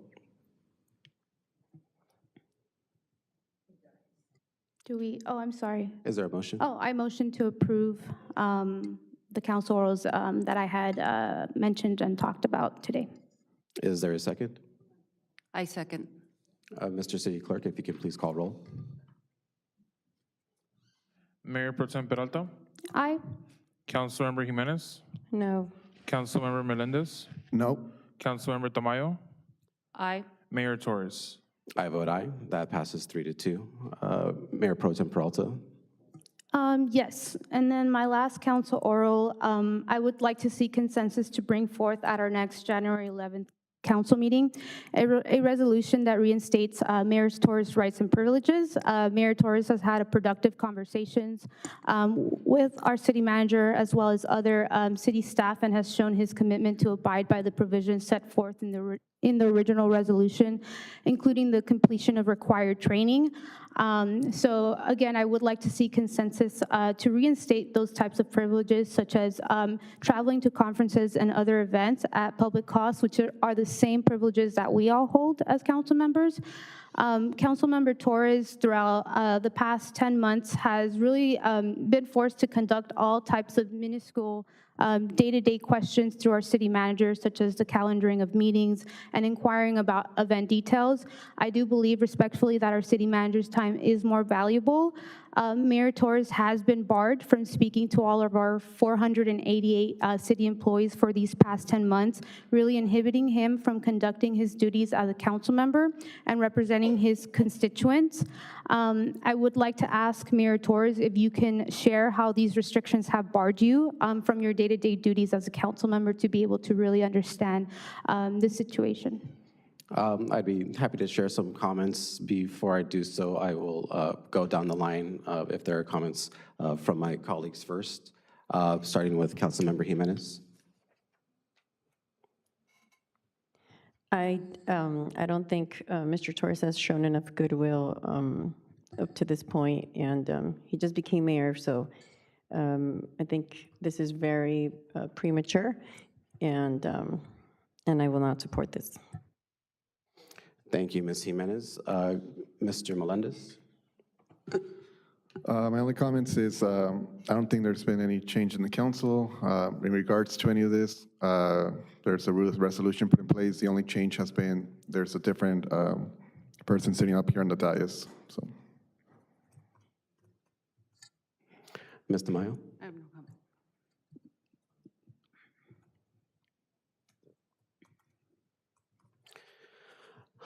To answer the Mayor Pro Tem's comments, it has been an extraordinary 12 months. I've made my comments on the process, so I won't reiterate those here.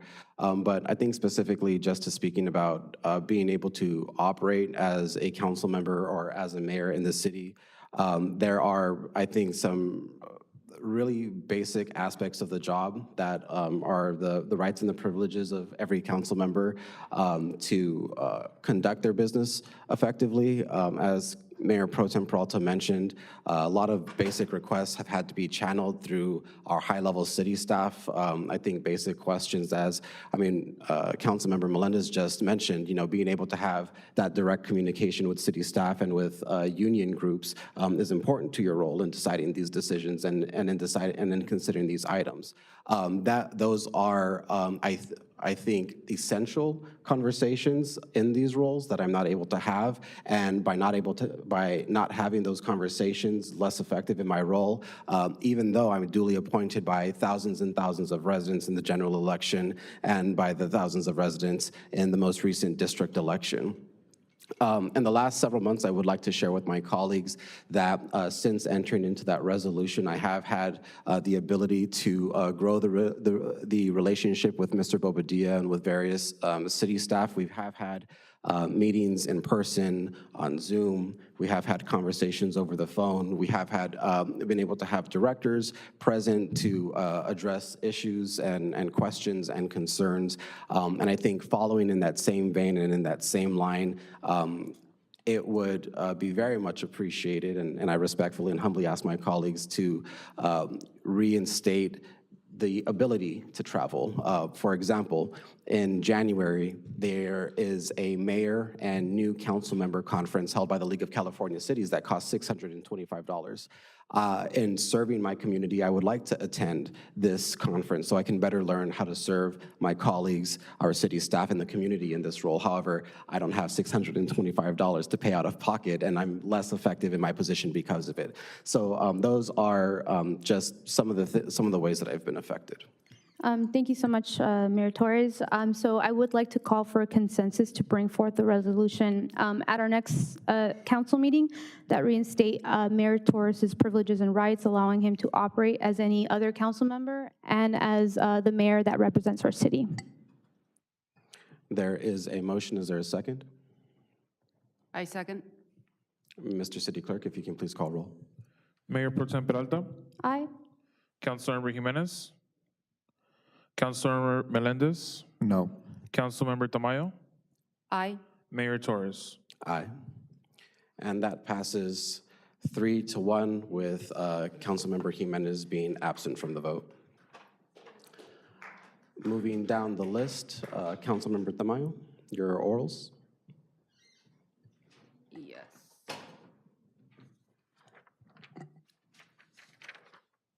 So in my orals, the first one I have is to request council consensus to calendar strategic plans for the 2023 study sessions. I would like to propose that we convene to have a study session to look at the strategic plan to evaluate items such as economic development opportunities, which is one of the major concerns identified by our community. Identifying underutilized sites and the options of expanding our shopping opportunities for our community. I would like to see our city take a proactive role in expanding the growth of our city. I look forward to working with my colleagues to look at this important issue facing our community. Thank you, Councilmember Tamayo. And congratulations on your first orals here. Moving down the list, if there are any comments, Councilmember Jimenez. Councilmember Melendez. Mayor Pro Tem Peralta. Just want to say I am very supportive of that. We did have a strategic planning meeting my first time when I was elected in 2020. We were able to set up a lot of great priorities, many that have already been accomplished. And now, I think it's a great opportunity to be able to cross those off our list and really re-engage the process to see what new potential and opportunities the city of Montebello has. Thank you very much. I think my colleague said it very succinctly. Is there a motion to approve the item? Mayor, if I may? Yes, absolutely, Mr. If it's amenable to the council, the first meeting in January, we will be bringing back a calendar for all study sessions for the full year. And that'll give us an opportunity to set some dates and then be able to hire a consultant to help us with the study session. So if that's amenable to the council, we can bring that back in January. That would be great. And Ms. Tamayo, is that okay to add to your orals? Yes. To your request? Thank you. Yes.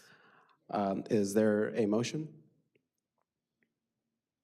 I motion to approve Council Members Tamayo's orals in agendizing a strategic plan for 2023. Is there a second? I'll second it. Mr. City Clerk? Mayor Pro Tem Peralta, Aye. Councilmember Jimenez. Aye. Councilmember Melendez. Aye. Councilmember Tamayo, Aye. Mayor Torres. Aye. And Councilmember Tamayo, your second orals? The second one is to request the council consensus to direct staff to conduct the first hearing, re-implementing financial reporting requirements at the first meeting in January. So historically, the city has provided the council with just a warrant register. What historically was a warrant register and a monthly statement of receipts of all the payments and disbursements. But this is to provide more clarification for our community and for our council. What's the difference between a monthly warrant register and a monthly statement of receipts of all payments and disbursements? From my understanding, a monthly warrant register provides a list of the approved payments made to our city vendors. A monthly statement of receipts of all payments and disbursements shows in exact detail all of our transactions that have taken place on a monthly basis, or on a monthly basis, and exactly what position each major account is in. Financial stewards, we're elected as financial stewards. We want to make sound policy decisions to protect our taxpayers' dollars. I don't feel comfortable removing this obligation, and I would like to ask my colleagues to consider moving forward with an item if it does not remove the specific language and obligation. I would appreciate the work. I appreciate the work of our city manager and what he has done, and he's been supportive of this amendment to contract.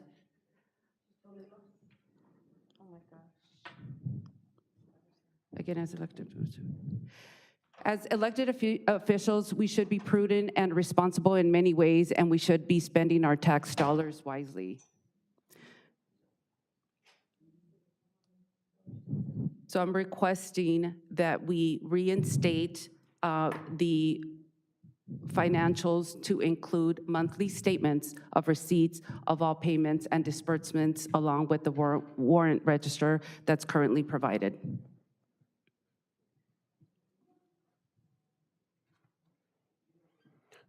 Does that conclude your statement, Ms. Tamayo? Yes. Thank you very much. Yes, sir. Mayor, if I can just get clarification. What Councilmember Tamayo is asking for, I don't think the city's ever done. But what I would suggest is maybe we set up an ad hoc, so whatever we are going to do going forward, that the council, at least we provide what the council wants to see and what we're able to provide. So I would like to work with two members of the council to craft what that's going to look like, if that's going to be on every council meeting agenda, or if that's going to be given to you separately. It's going to take some time to kind of figure out what that's going to look like and where we're going to provide it. Ms. Tamayo, are you open to those suggestions? Yes. Okay, may I say something, or may I ask? Ms. Jimenez, we're going in order here. So starting for comments with Mayor Pro Tem Peralta. I mean, all I'd like to say is that this is something that in the past I was very wary of in removing this sort of language. Montebello has had a history of providing these types of financial reporting to City Council and to the public, and I think it is important to be able to really see, our city's transactions, disbursements, being able to see where as stated, these major accounts are in the variances, and seeing, month to month how these numbers change as well as yearly. Again, this is just an extra layer of transparency that I think as council and our community deserves. So I am supportive of reinstating that provision that was taken away previously. Thank you, Mayor Pro Tem. Councilmember Jimenez. This is a question for our city manager. Do we have such document? Because we're talking about reinstating something or re-implementing something. Is there? That I'm aware of, I'd rather defer that question to our finance director, but that I'm aware of, the city's never provided that information in any form or fashion. There's no evidence of that ever existing, unless I'm wrong. Can you tell us historically what our financial reporting really has been? Like, well, now, the past 3 years or before you arrived? When we got here, the only thing the city did was the warrants and evidence of there wasn't evidence of a mid-year that was consistent, that gave the council an idea of where they were financially and what the budget was going to look like. We did implement quarterly updates so the council could have a better glimpse every quarter of how we're doing. And then, of course, the warrants that go on the council. There is a treasurer's report that goes out every month that the council gets. But if we want to include more information, I just want to be clear, that's not something we have or a template or something we've done in the past. That's why I'm suggesting we have an ad hoc so we can, if that's something we're going to do that's different, that we craft it so that we provide the information that we can so that folks can see what they're looking for. Thank you, Mr. Bobadilla. Mrs. Tamayo, before you added these orals, were you aware of our quarterly reports? Were you aware that we have these financial quarterly reports? Yes, Did you also have an opportunity to speak to Mr. Bobadilla before our meeting today regarding this issue, regarding this item? yes, I did. So he was aware that you were going to ask for the first hearing of re-implementing something that has never been implemented. I did not discuss this item in particular, but I did discuss the disclosure of the financial information that's disclosed to council. Okay, but again, you're asking for something to be re-implemented, so I think it would be a good idea to ask first if there's such thing in place. Very quickly, if I may, Councilmember Tamayo, the very fact that this existed in our ordinances, I think shows that this was a regular practice of the Montebello City Council and the City of Montebello. We now, after years of experience, see that when you enter into an ordinance, it's not by happenstance and it's not on accident. Usually these things are well-researched by staff. They come to the council twice for a first and second reading, and then they are codified usually 30 days after. So I think to somehow insinuate that this has never happened is just blatantly false. I appreciate Mr. Bobadilla for being open to the idea and by providing a path forward on the way to best effectuate the vision of the council here. I very much appreciate the cooperation there, sir. With that being said, I will call for a motion. I motion to approve Councilmember Tamayo's orals in regards to financial reporting and the suggestion that was provided by our city manager. And seeing that two of our colleagues on the dais are missing, I would like to call a short recess just until the council can rejoin again. There are, I think, important discussions going on and everyone should be a part of this. So we'll come back in 5 minutes.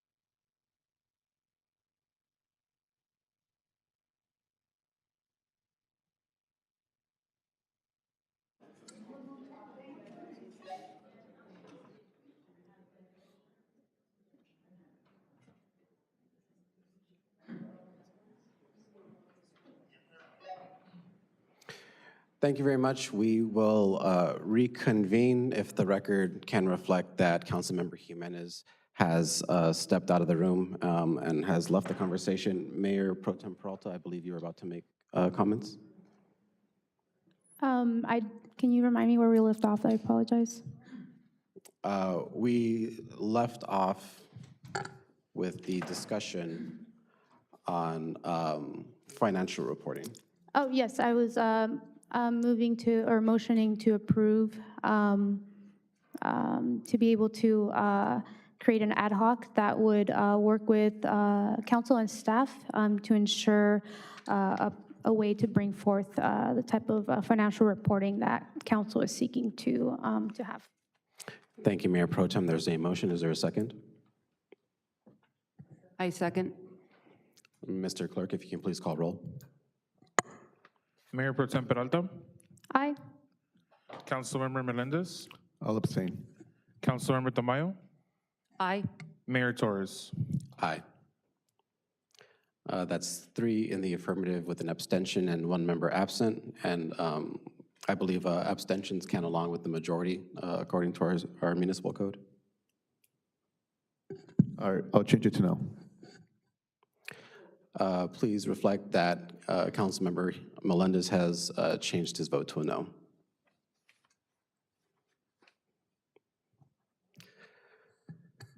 For my council orals, I would like to start off by requesting council consensus to work with staff for a few different parts regarding our current council procedures. The first is the entire repeal of Montebello Municipal Code, Chapter 214, in light of ACLU demands, constitutional violations, and what I believe to be just the general inappropriateness of what should have been a resolution or policy, as we saw in a lot of the cities that were surveyed for the ordinance. Second would be to enter a resolution which would include the date, time, order of business, and other matters. There are certain elements within council procedures that are required by state and maybe even federal statutes. So we do need to enter into those. And lastly would be to develop a policy guiding standards for council conduct and order to be further considered and reviewed by council. There are a lot of great ideas in our current council procedures. As I mentioned, while they may not be appropriate for an ordinance, I believe that they would absolutely be appropriate for a policy. Things like the 1-hour rule, I think really lay out for council the importance of staff resources and the way that no one single member should be able to dominate our resources, and that if we see that there's such a level being met that it would unfairly take advantage, that comes before a consensus of council. So it's a large and complex document. It's when we considered it last time, there was very little opportunity for robust discussion.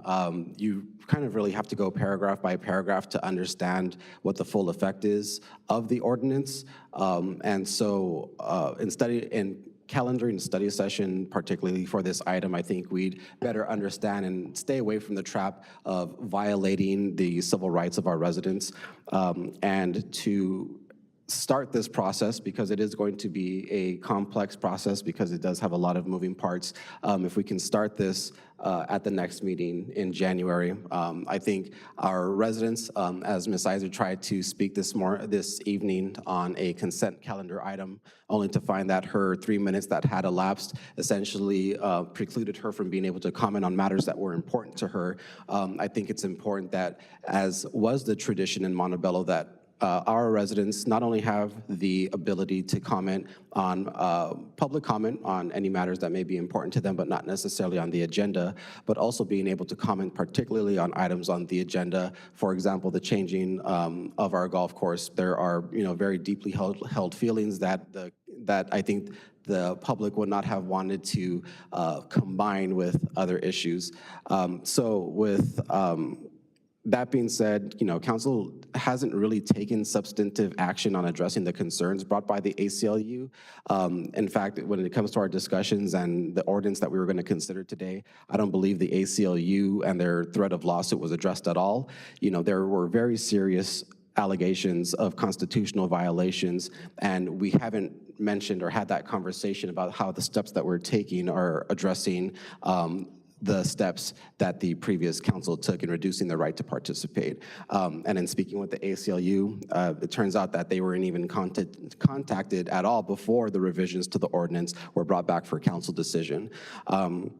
So with that being said, I will ask my colleagues if they have any comments, starting with Mayor Pro Tem.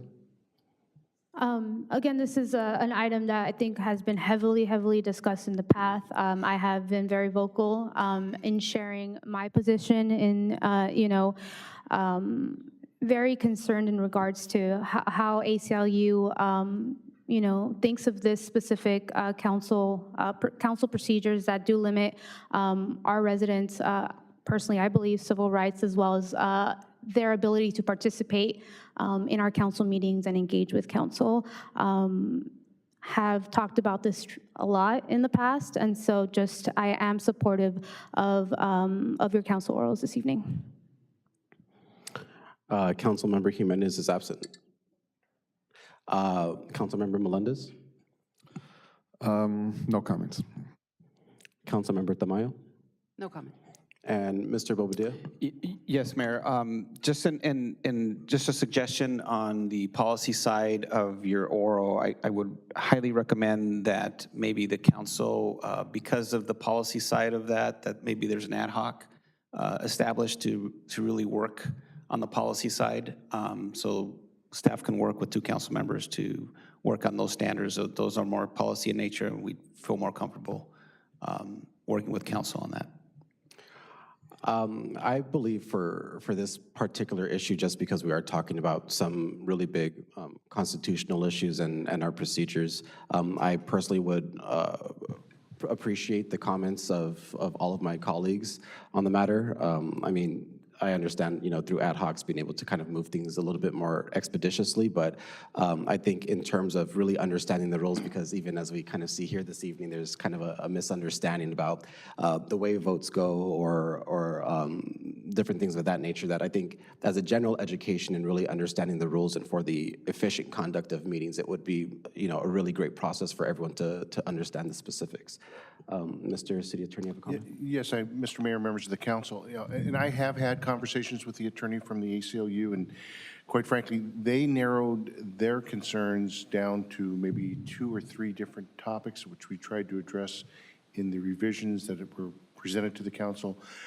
If I'm understanding, Mayor, your request is a little bit broader in scope to re-examine a number of topics that are contained currently in our ordinance that was adopted a while back. What I think the challenge is for myself and for staff is what specifics, we as staff can try to push something together, but unless we have a conversation, whether it be with 2 members of council or all 5 members of the council, we're kind of floundering out there. So, I mean, if the request is to bring back the entire ordinance and then, up here the council takes it piece by piece, we can certainly do that.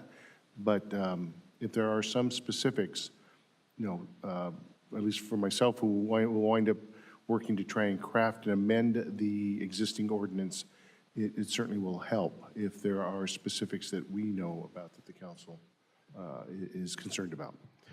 Yeah, and I can absolutely share some of my concerns, but I think through a study session, other council members sharing kind of their vision for what would be appropriate. And then, of course, if going through the process, we find that we're not making any progress, this is something that a handbook that has been proposed before that I think everyone would benefit from. And so if we find that it's too slow and an ad hoc would be more appropriate, I believe we can bring that back to maybe lean things out a little bit. But I think starting out, the request would be for the repeal of the municipal code, entering into a resolution with kind of the bare bones of the conduct of our meetings, developing a policy and a handbook guidelines, governing everything in a policy manual for council, and then starting this process on January 11th.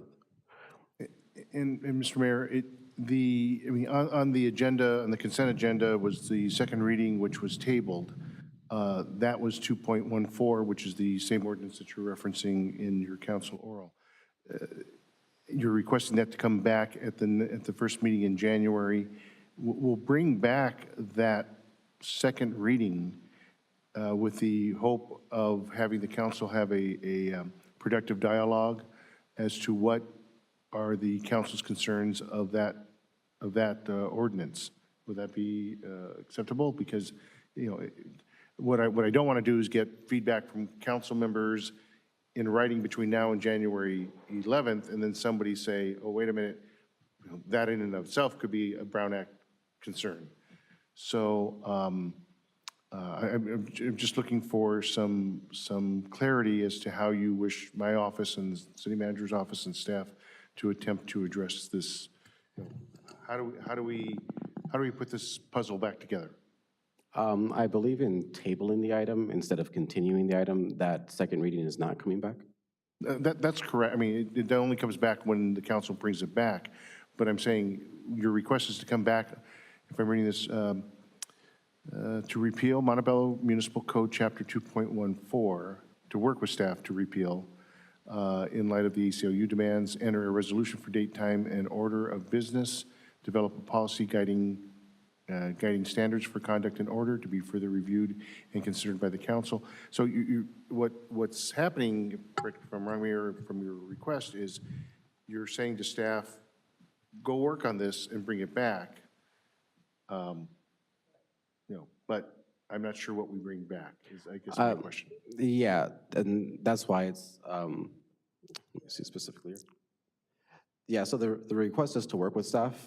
There are very specific ideas and very specific language that I would like to essentially, you know, a 1 hour rule request to work with staff on this, and with the intent that those suggestions be brought back for council consideration. So what we will do then, if, with Mayor's understanding, I believe we have a consensus to just bring back a discussion item at the January 11th, 2023 meeting to receive feedback. Is that, I mean, correct? Again, okay. Yeah. So I will make a motion on my item. Is there a second? Do we have that already or No, no? there hasn't been a consensus, so the mayor is, Okay, great. yes. I second. A roll call vote, please. Mayor Pro Tem Peralta, Aye. Councilmember Melendez, Aye. Councilmember Tamayo, Aye. Mayor Torres. Aye. And that passes 4-0 with Councilmember Jimenez absent. The next is a request for council consensus to calendar the repeal of certain exemptions to competitive bidding. So in February 2022, I believe that the council wrongly added 2 new exemptions to our bidding procedures that ran counter to the recommendations of the state auditor. The 2018 letter from the state auditor to the city of Montebello stated, quote, "We also recommend that the city amend its municipal code to require competitive bidding for most procurements to ensure that Montebello obtains the best value from the services it receives," end quote. And just a couple years after this recommendation, the council did the exact opposite. Nestled in between a whole bunch of new language, I believe were gaping holes that allowed this council to enter into contracts that span multiple years and that cost hundreds of thousands of dollars with little more than a routine note to internal files on why an open and public bidding process was not conducted. So I would ask my colleagues for consensus to agendize the repeal of the standardization and professional services exemptions to competitive bidding under Section 3.20.050 of the Montebello Municipal Code. I would also like to ask to add the requirement in our municipal code that any exemption to bidding describing why an exemption was necessary be included within the agenda reports requesting such exemptions. If there are any comments, Mayor Pro Tem Peralta? Yes, I'm a very strong proponent of our contracts going out to bid. This ensures that we are protecting our residents' hard-earned tax dollars, and I think that ensuring that contracts go out to bid, we are able to see the array of different vendors who provide the city with their expertise, as well as the different variations of prices to ensure that we're getting the best, basically, bang for our buck. And so, there are opportunities when an emergency is declared, when there's a 4/5 vote, as well as sole-sourced items that don't necessarily have to go out to bid, but I do believe that everything else, including those professional services, should be going out to bid, and this is something that our state auditor has, denoted in their complaints against the city, and I think that, ensuring that these exemptions are repealed is the first step towards that financial transparency, as well as ensuring that we're abiding by those bidding requirements and processes. Thank you. Councilmember Jimenez, thank you for rejoining us. Do you have any comments on this item? I have a question for staff because I see a date here for January 11th for this. I guess that would be for Mr. Bobadilla and or Director Solorza. Like, is this ideal? This is January 11th. We're 3 weeks away from the new year. Staff reports are due next week. The holiday sorry? season their staff reports are due next week for the January 11th staff meeting. It is quick. If the city attorney wants to help us with the staff report, we'd be much obliged. Well, can you, though, explain that to Renee, how this would, like, how this either allows our staff to be more efficient and effective, or inefficient? I mean, I would say that 90+% of what we do is an RFP. There are situations where we need professional services. A good example, I know the fire chief's in the room, Dr. Loza. She does our she's our medical provider that we refer to when we have our paramedic consultations as far as medication that we have to buy. If we had the RFP that, I think that would significantly impact our services, but we could certainly do that. We just have to know that could impact our delivery service. And there's a lot of others. Some would be, we'd have to determine if it was an emergency, or we just do an RFP. I mean, I think most of what we do is an RFP. That's been our bread and butter, but there have been some occasions where there have been some expertise. Another good example is our services that we provide our employees as far as our workers' comp. Before I got here, we had Reliant down the street. They're literally 2 blocks down the way. We added a second provider, I think their first one, and they're in Whittier. This provides us the ability to send our employees close to City Hall or close to where they work so they don't have to go. We could have RFP'd it and looked to see what was out there and see if maybe somewhere in Glendale or Burbank or other facilities that were further away would have probably been worse for us as far as transportation for our employees. So I mean, if the council feels necessary for us to do that, we can certainly do it. It's just, it could definitely impact some services. So this would actually hinder the staff's ability to be more efficient. Is that what you're saying? On certain occasions, yes. Okay. Mr. Mayor, may I? Can we go around so everybody can put their comments before? If we can go, in order for us. Ms. Jimenez, does that conclude your questions and comments? Yes, and just to be clear, Mr. Bobadilla, asking for this to be come back for January. I understand you have your staff reports and you have a gazillion things to do before the end of the year. And I got a lot of staff out, as you can see. They had prior vacation that we weren't expected to have a meeting tonight, and we weren't expecting to see these items tonight for things to be brought back. And in consideration to them, some of them won't be back till after the first of the year. So getting this on the 11th, it will be a bit challenging. We could definitely have it on the 25th, but the 11th is a bit challenging. thank you. Thank you, Mr. Bobadilla and Councilmember Jimenez. Mr. Melendez? Thank you. Just my only comment, I think this is creating maybe some unnecessary bureaucracy into the system. I think there needs to be a path for, our city manager. There's a process already established that has been successful, either for emergency services or for other services, and I think this is going to be an action that we're going to take that maybe 7 or 8 months from now, there's going to be a lot of challenges and issues, and I'll let you, we'll see the issues that this is going to raise in 7 or 8 months with the bureaucracy that's going to be built there. So those are my only comments. Thank you, Mr. Melendez. Councilmember Tamayo. I think in general for the city, it's a good practice to have a bidding process so we could look at what's competitive. And in your example, Mr. Bobadilla, like in an RFP, you could put a stipulation in there to have like local hire or local residents. So you could work the RFP that way and put it out to bid. Thank you, Ms. Tamayo. And just to quickly address some of the concerns here, in terms of the request, it's really just strike-throughs of 2 paragraphs. There's not a lot of, there's no rewriting that's required. It's really just taking 2 paragraphs out.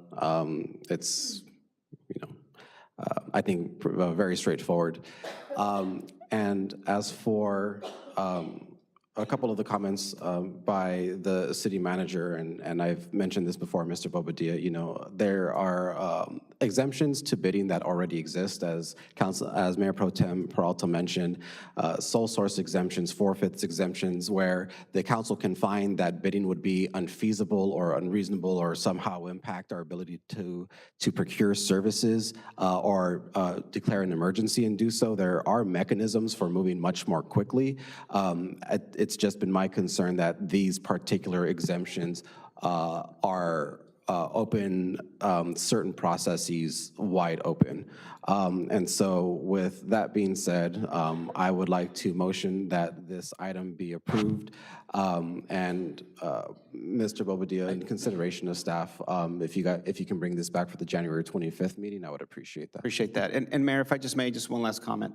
I just want to be clear, because I don't want staff to have to be guessing. Our protocol is going to be RFP.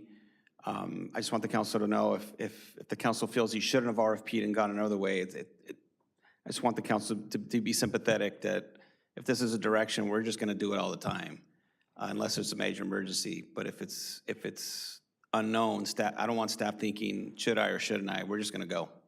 RFP, we'll RFP everything. I just want to be clear. I absolutely have faith in your abilities, Mr. Bobadilla. Thank you very much. With the motion, is there a second? I second. Mr. City Clerk, roll call vote, please. Mayor Pro Tem Peralta? Aye. Councilmember Jimenez? No. Councilmember Melendez? No. Councilmember Tamayo? Aye. Mayor Torres? Aye. That passes 3-2. And lastly, to tie this up, I am requesting council consensus to transmit a letter to businesses in the Brownfield Overlay District, essentially reiterating a commitment that I believe the city has already made to the business there, that we would stay any evictions or any enforcement of penalties due to the sunset of the Brownfield District, as we heard this morning. So basically just we have a verbal commitment, but just for the families there that have been impacted, and as we heard this morning, just very worried about their futures, that we are taking this seriously. We do intend to address this matter quickly, and then also to schedule a study session to really understand the complete situation here. None of us were here when the Brownfield Overlay District was established. I think we've heard from some of our public commenters this evening that there is a lot of history that we can understand and learn from. The fact that we have 100 Montebello residents that work in these businesses that will have to find either new jobs or see their livelihoods threatened, I think that it's incumbent on this council to carefully consider all of our options and really understand the decision that lies before us. So if I can make a motion to the effect that we transmit a letter to the businesses and schedule a study session for a date to be determined with the stakeholders in this process. Is there a second? I second. And I apologize, just very quickly, if there are any comments, Mayor Pro Tem. Yes, I would just like to comment. I think tonight we really saw a wave of voices that are business owners, that are constituents, that are families in Montebello, whose livelihoods are at stake, whose businesses are at stake. We've heard, commenters who had said that their businesses have been here 25, 35 years. And I think this is a very sensitive topic that the council needs to really strategically and collaboratively be able to work with the parties involved to be able to come to a solution that works with the city and also works with these affected businesses.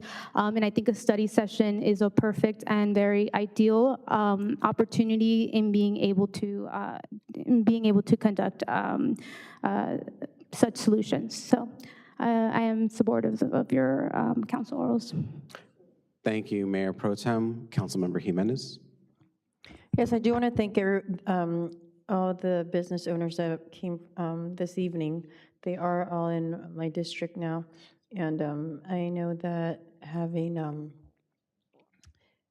this is definitely a conversation that we need to have with our staff. We appreciate their concerns, and we are also concerned about what happens to them and their families. So I'm looking forward to being able to work with them. Thank you, Councilmember Jimenez. Councilmember Melendez. Thank you. Yeah, just, we saw the business owners, residents that came in. It is a sensitive topic. There are huge environmental concerns that we just can't ignore, and that's something that definitely we have to allow staff and these businesses and these, to have a conversation and figure something out. I know we saw a lot of the business owners there, but we can't forget about our environment, and there's big environmental concerns there. Thank you, Councilmember Melendez. Councilmember Tamayo. Yes, I think giving a 2-week notice to these business owners was impactful, as we heard tonight. So I think further discussions are warranted. Thank you very much. And I'd just like to reiterate Councilmember Melendez's concerns in terms of the environment. Brownfield overlay districts exist for a reason. And so, I appreciate the careful consideration on all aspects of this. So with that being said, Mr. Bobdi. Just, Mayor, for clarification, City Attorney will be writing the letter with the mayor's signature. Thank you. And with that being said, I would motion to approve this item. Is there a second? I'll second it. Mr. City Clerk. Mayor Pro Tem Peralta. Aye. Councilmember Jimenez. Aye. Councilmember Melendez. Aye. Councilmember Tamayo. Aye. Mayor Torres. Aye. Thank you very much. I appreciate the support of my colleagues.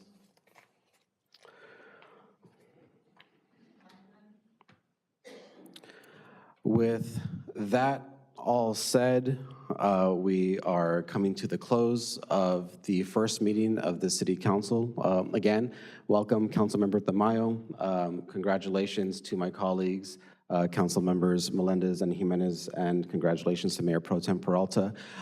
If there are no acknowledgements before we adjourn, I will ask for a motion. I'll make the motion. Is there a second? I'll second. And we are adjourned.